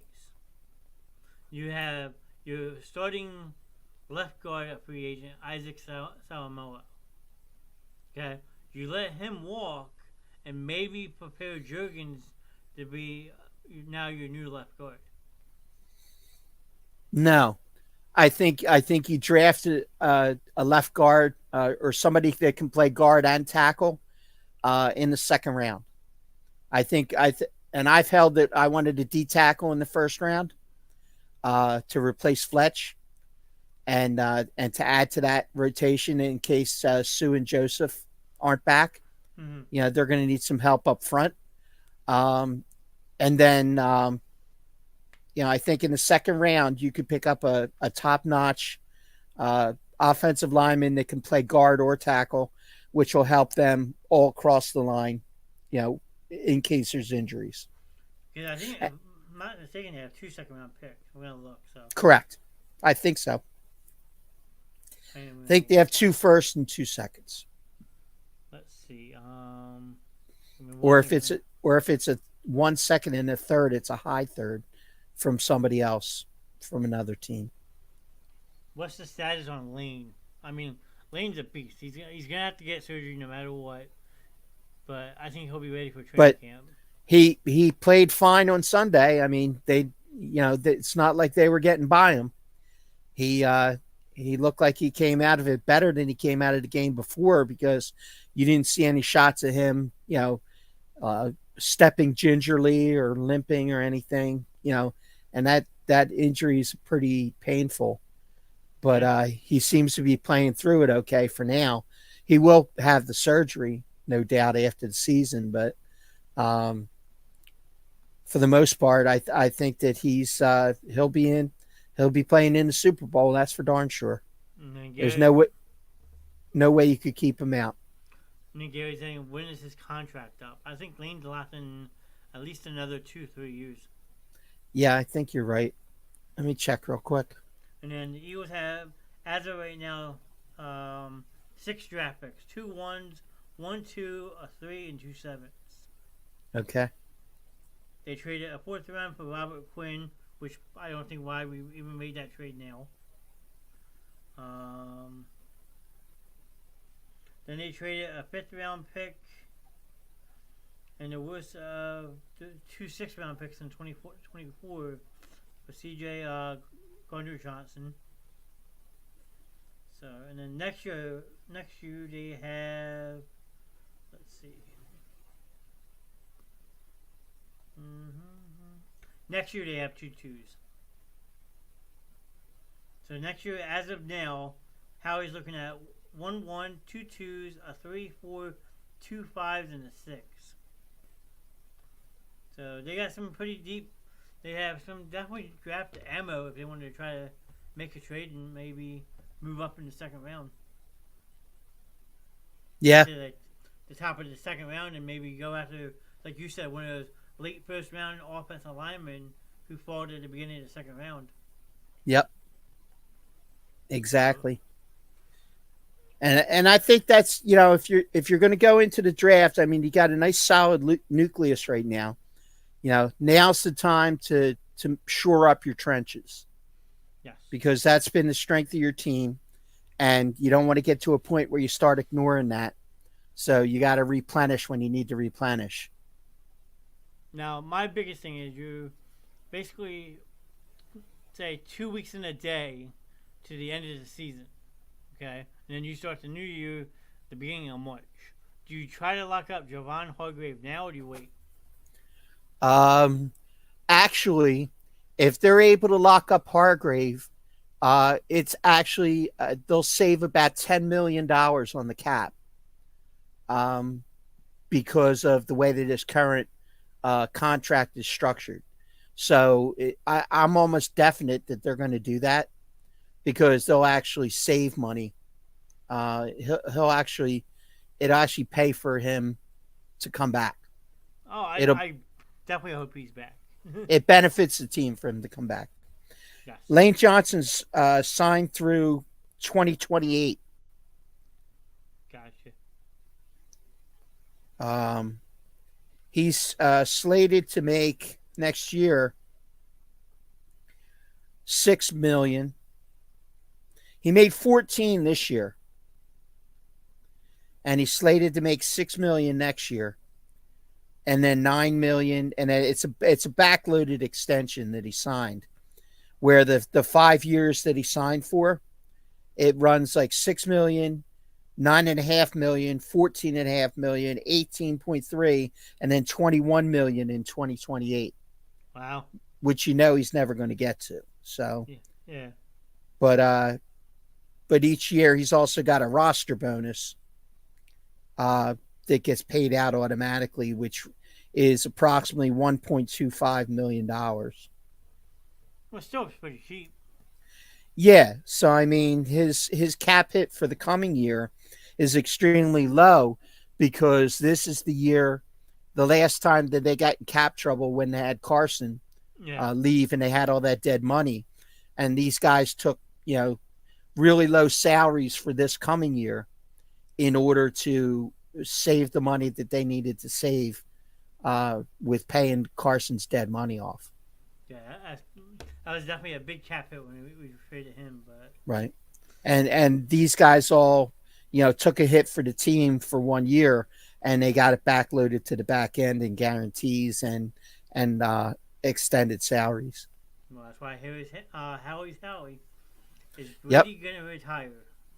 I heard he might go to the Colts. He won't go to Indianapolis, but no, he won't go to the Colts. The Dolphins already said that they're not interested in him at all. Right, I heard that as well. Now you almost got to go to what the second most likely team is, and that's the Vegas Raiders. Yes.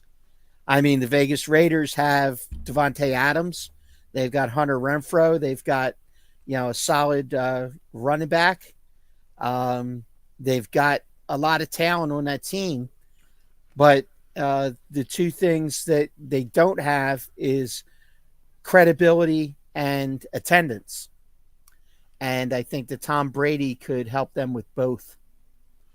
Because if they sign Brady, then they're going to have to make a decision on Josh Jacobs, because Josh Jacobs is scheduled to be a free agent. Now, obviously, if Brady comes to Vegas, Jacobs is going to want to play with him, so he'll be back. But that's a possibility. Or the other possibility could be you might see other players want to come play with Brady. So you might see a similar situation you saw in Tampa Bay. You're not going to see Gronk, obviously, because they're solid at tight end. I mean, you got Waller, you got Renfro, you got Devontae Adams there as wide receiver. They maybe add a wide receiver that wants to play with Brady. Who knows? They're going to need offensive linemen though to protect them, because the O line sucks. This is true. This is true, and that would be one of the conditions of him going there, is that they make certain commitments to offensive line, so he doesn't get killed. But I definitely see that as being probably at this point, now that Miami's ducked out, I think that Vegas is the next logical place. Well, Vegas and then possibly the Patriots. We had mentioned that before. Yeah. That's possible, but I think that looks less and less likely now, because I think the Patriots are kind of locked into hoping they can grab Jimmy G. Yeah, they'd like to get Jimmy G back, but depending on this Trey Lance development, that could throw a monkey wrench in that. Well, that'd be a huge monkey wrench, because if you honestly think about it, say Trey Lance does go to Tennessee, okay, yep. Then you gotta ask yourself, okay, what do we do with Ryan Tannehill? And then there's someone behind Ryan Tannehill who's now saying, "Yo, what the hell? You drafted me in the third round. You don't trust me." And Malik Willis. Now he's gonna burn out. Right. So that could get very ugly very quick. That's true. So I mean, it's just a matter of who they think is more beneficial to the team. Would it be Trey Lance or Willis? So that's a call for them to make. But obviously, Trey Lance has a solid relationship with the new general manager, so you know that may come into play. Because if not, you're gonna have Trey Lance versus Brock Purdy quarterback battle, and one of the two's gonna sit on the sidelines next year. Yeah.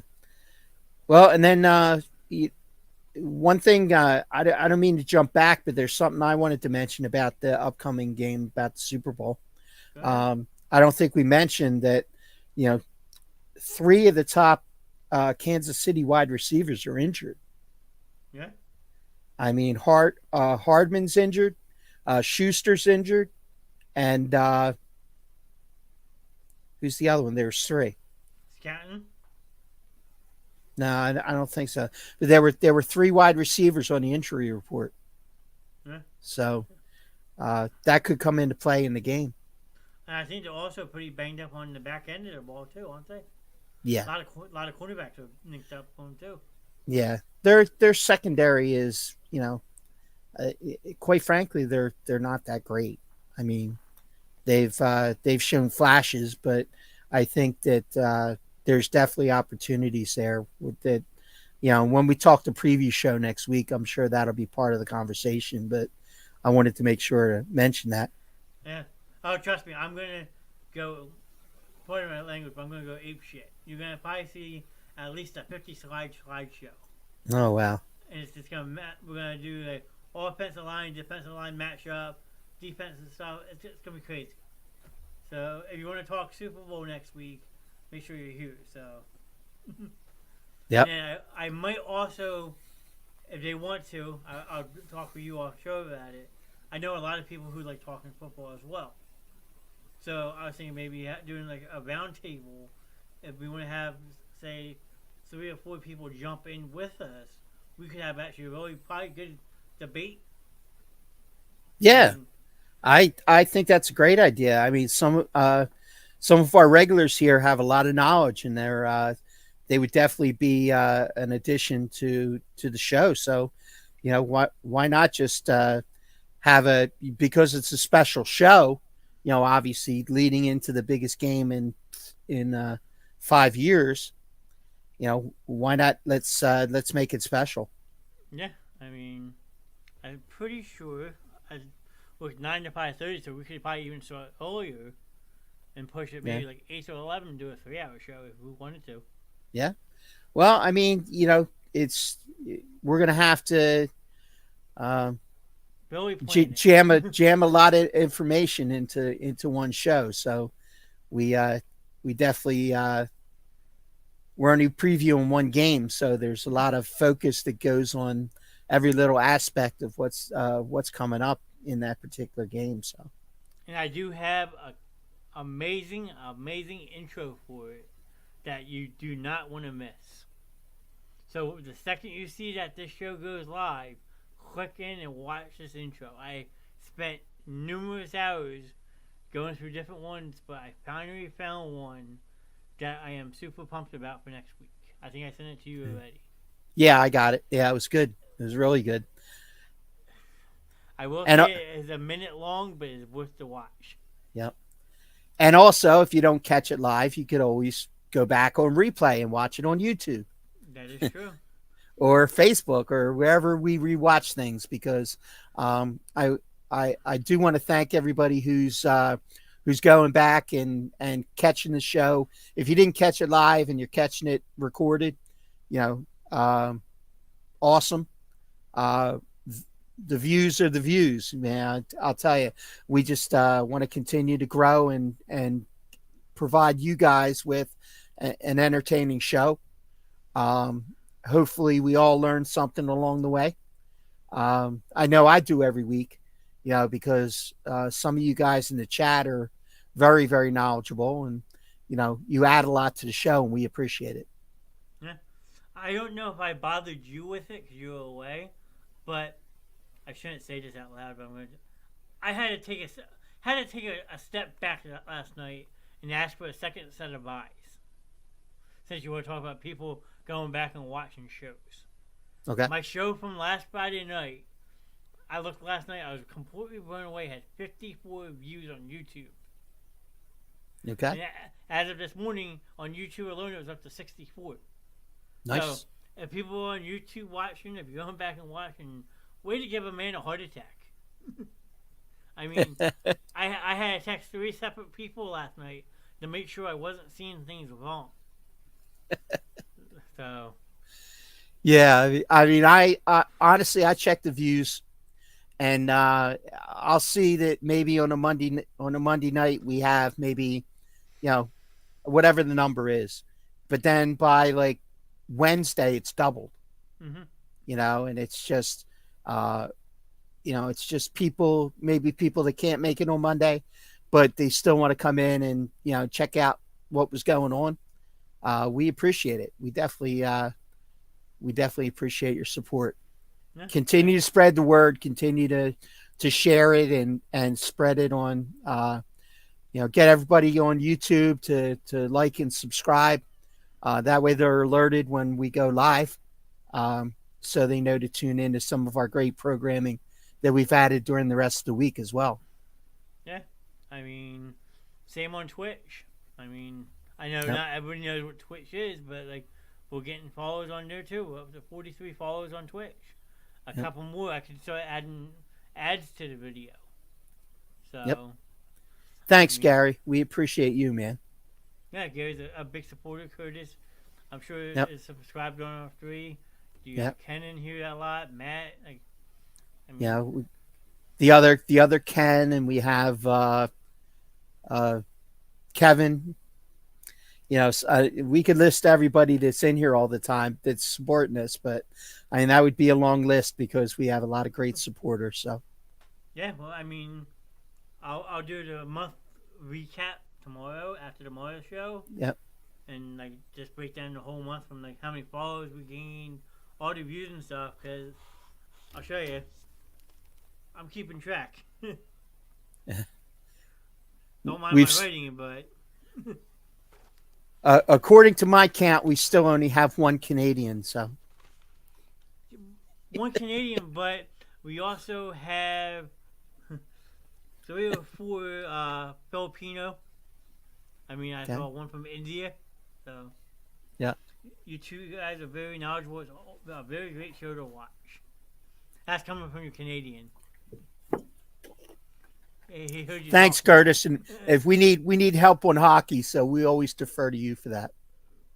Well, I actually talked to him while we were playing Fortnite earlier, and I had mentioned that, and he said earlier it was a very crazy trade what happened in the NHL today. Yeah. I know you don't follow NHL, but do you watch any of the older stuff? A little bit. So yeah. Did you hear the somber news today? What's that? We had mentioned it earlier when you weren't here. Bobby Hall passed away. Oh, really? Oh, that's a shame. Yeah, he was one of the greats. Absolutely. So. Yeah, old time hockey. I was a little more involved with hockey back then. I used to attend a lot. I would attend a lot of Flyers games, like Phantoms. I love the Phantoms. The Philadelphia Phantoms were great time. I used to take my son there, and we used to have a blast. And you could go to a game, and spend, a fifth of what you spend now to go to a Phantoms game in the Spectrum.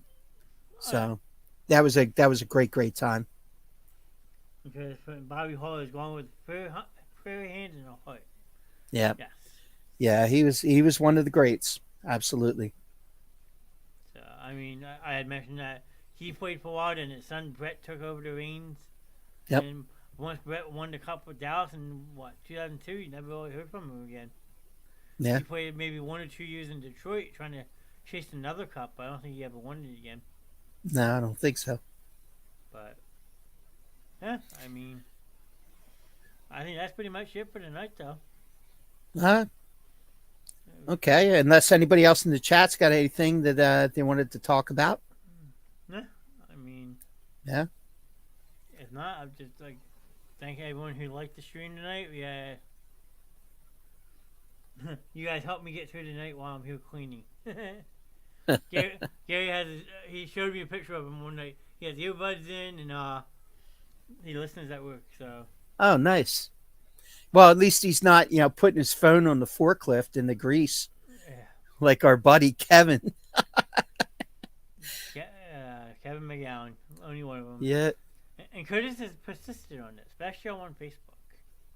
Oh, well, we try. We're not there yet. We do, yeah. We're far from professionals. I mean, we've the channel's fairly new. I'm new at this. I mean, I know that I kind of got involved almost by accident, but I once I had the opportunity, I was happy to join the team, and I went from a guest host to a permanent host, and the rest is history. And I'm thankful every day about it because I love these guys.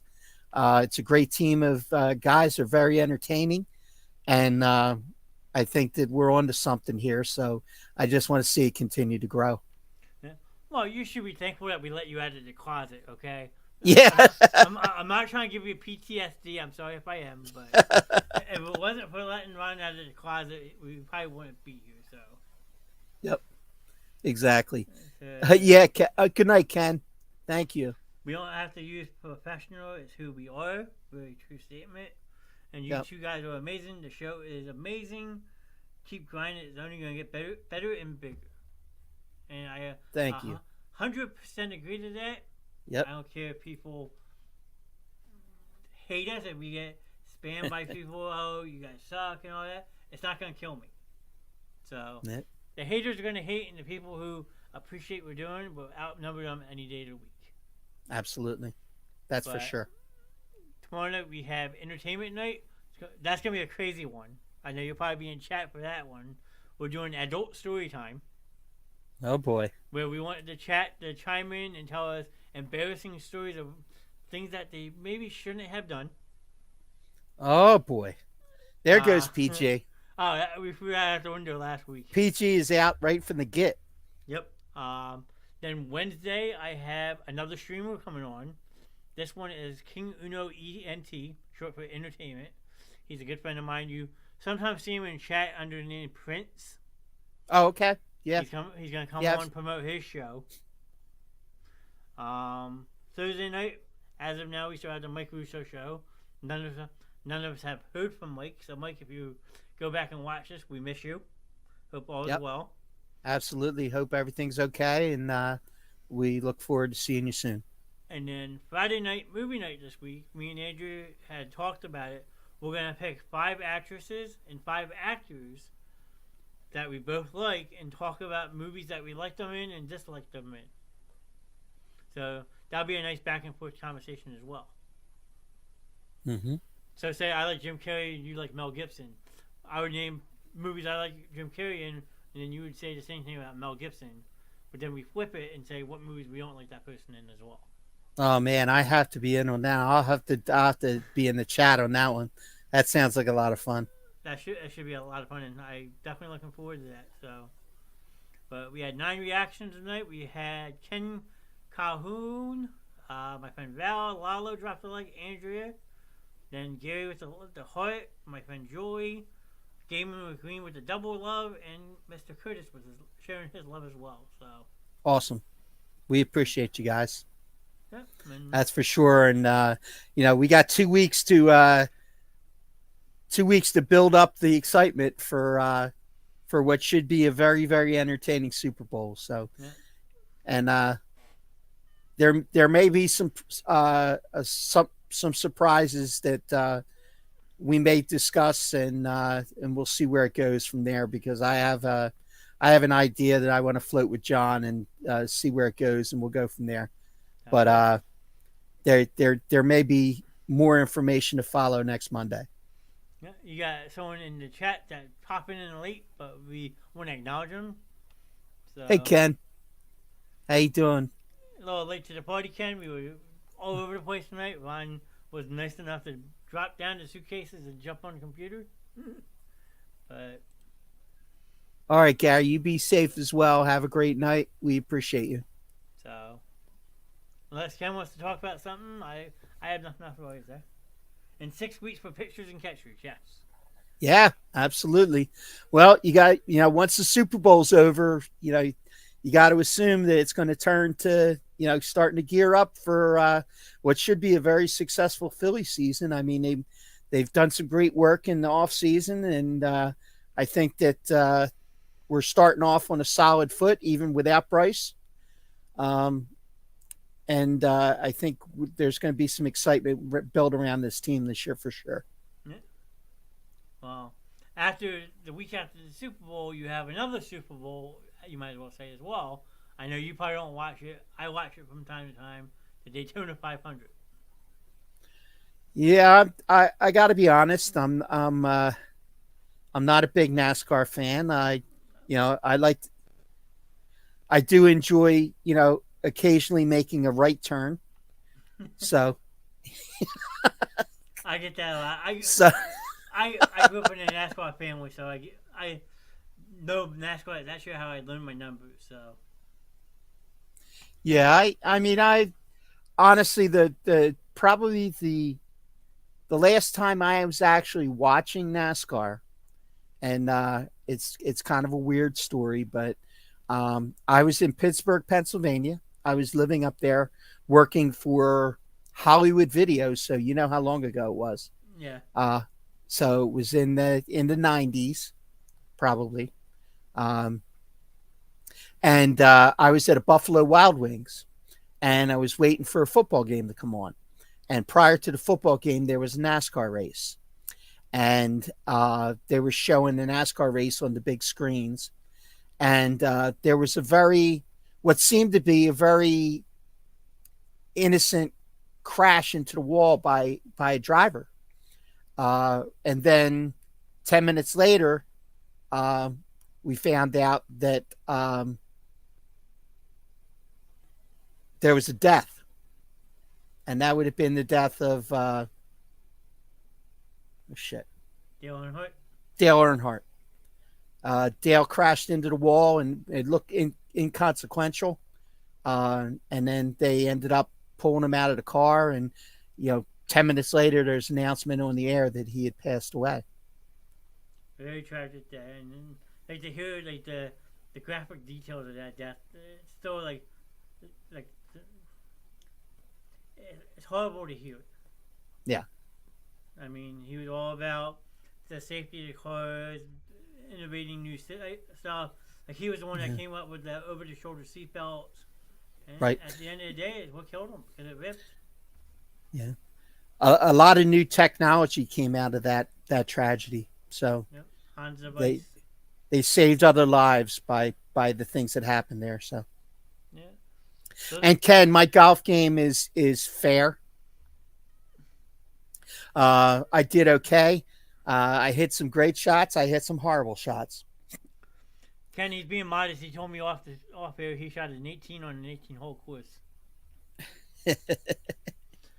But yeah, I shot a 87, like you said. But I got to 87, and then we went to the bar. But Gary says he loves NASCAR. Ken, Curtis, we got some NASCAR people in here. Hey, maybe I'm gonna have to study up. Yeah. I mean, it is a sport. All the way, NASCAR, North America Stock Car, hold on, North America Stock Car Racing Association. Boom. Something like that. That would be NASCAR. Okay, I think we got North America Stock Car Association of Racing. Yeah, something like that. Who knows? Hey, it's NASCAR, man. Who cares? Yeah. Yeah. My golf. Look at Curtis real quick. My golf average is a 72. Really? A jack of all trades, a hockey player. How about that? Now, but like golfing in Canada, do you use the hole that you ice fish in? Oh, wow. It's like wow, Curtis, don't step up yourself, Curtis. And then Ken saying they used to go to Dover every year. I was also in Dover Downs a lot. I did see an Indy race at Pocono one That was time. quite cool. Somebody invited me, and they had an extra ticket, and I saw a a, uh, a race at Pocono with Indy cars. Yeah, Now you want to talk about a dangerous race car?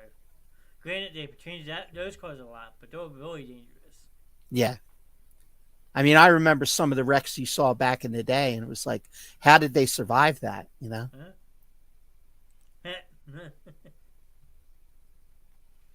Huh? I'm sure that you do. I'm only kidding around, man. It's like, No, he's but not. yeah. No, I mean, I've played in Florida in 100 degrees, and I played in I haven't really played in a cold climate other than here, other than every once in a while, because we go in January to Myrtle Beach. It's usually around the 50s to the 60s down there. Sometimes we get 70, but in the mornings it can be a little chilly at times. But then, as far as I played in a course in Palm Springs, California, and literally it was a desert. I mean, you were riding out to where this course was, and it was nothing but tumbleweeds and sand and cacti, and it was barren. And then all of a sudden you look up, and there's this big green oasis, and it's like somebody took a piece of heaven and just dropped it in the middle of the desert. And it literally was one of the best courses I ever played. But it was work related. But it was just, why is this here? It was crazy. Because he's just giving you a hard time back. Good. Okay, well that's fair. You know what? I respect that. As long as we can kid around, that's part of the fun. The only other state besides for New Jersey and Pennsylvania I've walked in was North Carolina. I played around down in Duck, North Carolina. Okay. Duck Country Club. Me and my friend Matt, if he ever pops in here, Matt Nixon, we played $90 for the course, and we tore the place up. So, summers here in Canada average 86 Fahrenheit. So that's oh, nice. Yeah. But yeah, that's for sure. the lowest score. I've been to two places in Canada, Curtis. I've been to I was actually at the Falls, which a lot of people have been, but I really enjoyed it there. And I also spent some time in Quebec. I was there actually chaperoning a marching band trip for my former marching band. So I spent a week in Quebec supporting my old high school band director. So yeah, I found that to be a very interesting place as well. They were not real hot on Americans at the time. I don't But think that's going back into the I'd rather not say, but going back a ways.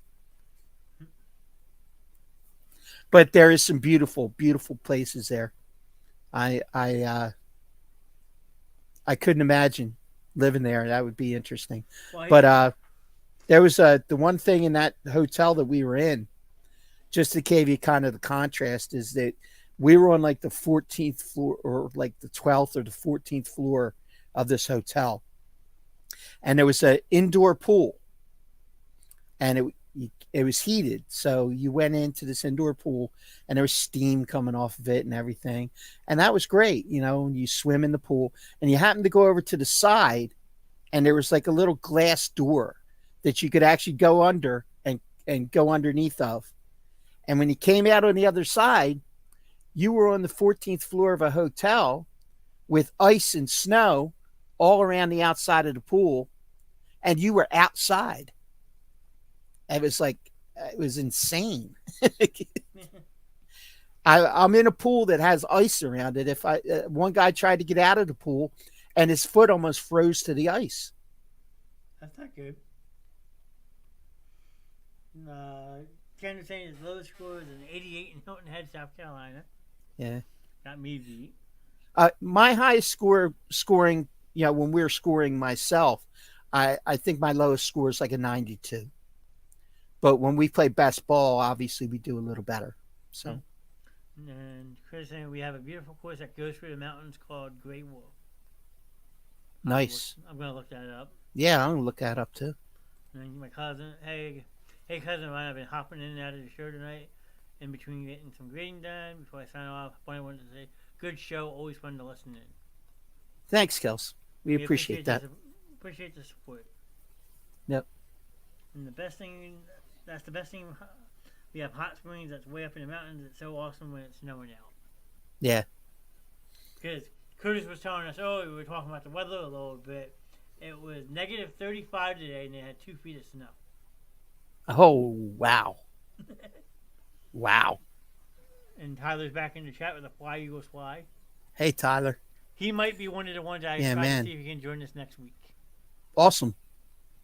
I gotta check his work schedule, but he's a very knowledgeable football guy too. That's great. Just disregard the hat on his head. Well, I've got the proper hat on today.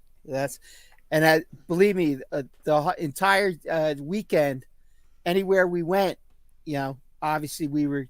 I think I had like 4 or 5 different Eagles, different things. I had a jacket. I had a jersey, a couple T-shirts. Anywhere we went, I was representing, and the amount of people, even in South Carolina, that were, go Birds or Fly Eagles Fly, was amazing. I just had that very quick. Ken's asking how the Super Bowl poll is going. So Ken, you're tied for second with 16 points. So but the sad part is everybody but one person has the Eagles winning the Super Bowl. Yeah. So it really only comes down to 2 people. So Tyler, you're in last place. Hey, Tyler. He only has 5 points. I'll see if I can hold this up. Yeah, Tyler. That's a nice hat. You guys beat us, definitely. But things change. I don't know if they can see that, but that's. I don't know. It's hard to see for me, but I'm blind anyway. So, and I'm not wearing my glasses tonight, so. Gotcha. It's all a little bit of a blur. And Tyler's trying to say hats from last year when the Bucks beat the Eagles. We won't talk about that game, Tyler. Yeah. Here and now. I'm rooting for the Eagles this year. I don't like the Chiefs. The only Bucks game that ripped my heart out was the one where they came here, and it was the last game at the Vet, and they said, "Yeah, the Bucks can't win when it's under 32 degrees," and that was the end of that. That was a nightmare. That was probably the most disappointed I ever been watching a game. Well, because how the game started. Nobody gave them, the respect. And they came in and they put it to us. But the sad part is, though, how that game started. Yeah. You had Brian Mitchell do a 67-yard kickoff return on the opening kickoff, get down to the 22-yard line, and then 2 plays later, Drew Staley goes in the end zone untouched. You're like, okay, this is all you. Yep. And then going back to what we were talking about earlier, McNabb just couldn't handle it. Yeah. You really, all this next 2 weeks, people are going to talk about Andy and what he did here, and, the bottom line is that, part of it was Andy, but obviously Andy knows how to run an organization because look what he's done in Kansas City, and he's pretty much got full control of the organization, which is what he had here until all of a sudden somebody decided that he shouldn't have all that power, and then he had to go. And just imagine the type of dynasty that could have been created here if he had been here long term. If he got the right quarterback, because I think you got to lay some of the blame of those years on McNabb for just not being able to finish. Well, that and McNabb always seemed to rush himself back. The team had momentum with AJ Field was in. Then the following year, Jeff Garcia had to step in, and they were on 5-6 game winning streaks. And then McNabb says, "Okay, I'm ready to go," and then yeah. Yeah. Is Andy Reid still undefeated after a bye week in the postseason and regular season? I don't think so. I think he lost one. Yeah. I think, but I think that's still an amazing record that existed for a long time, where he just did not lose with 2 weeks of prep. But yeah, he was at least 8-0, maybe 9-0 in Philly with it. I know that. Yeah. Yep. I think you're right. He has one loss for Kansas City. Yep. But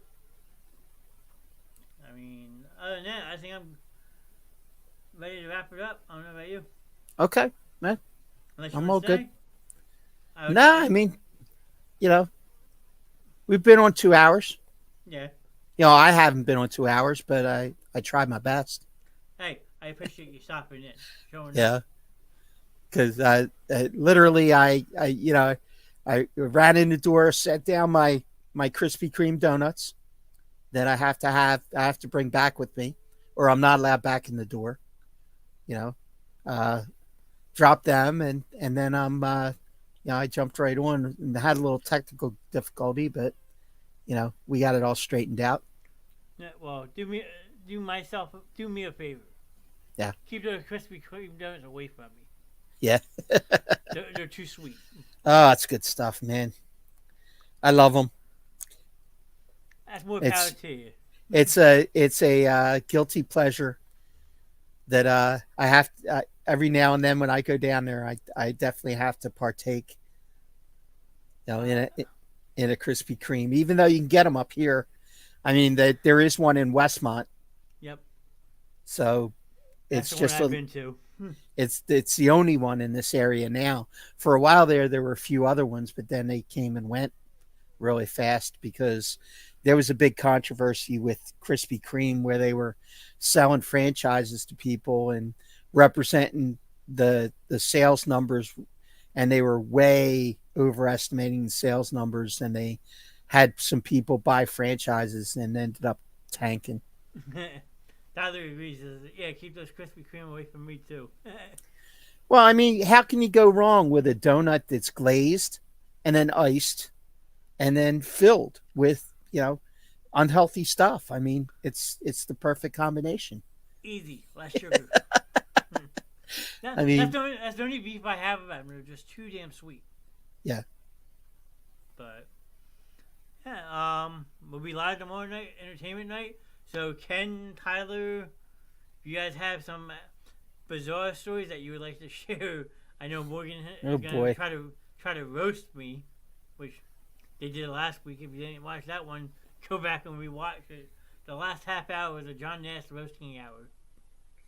Yeah, that was entertaining. I did go back and watch that. I just, after you cued me in that it got crazy, I had to go back and watch. So, so yeah, entertainment night tomorrow night.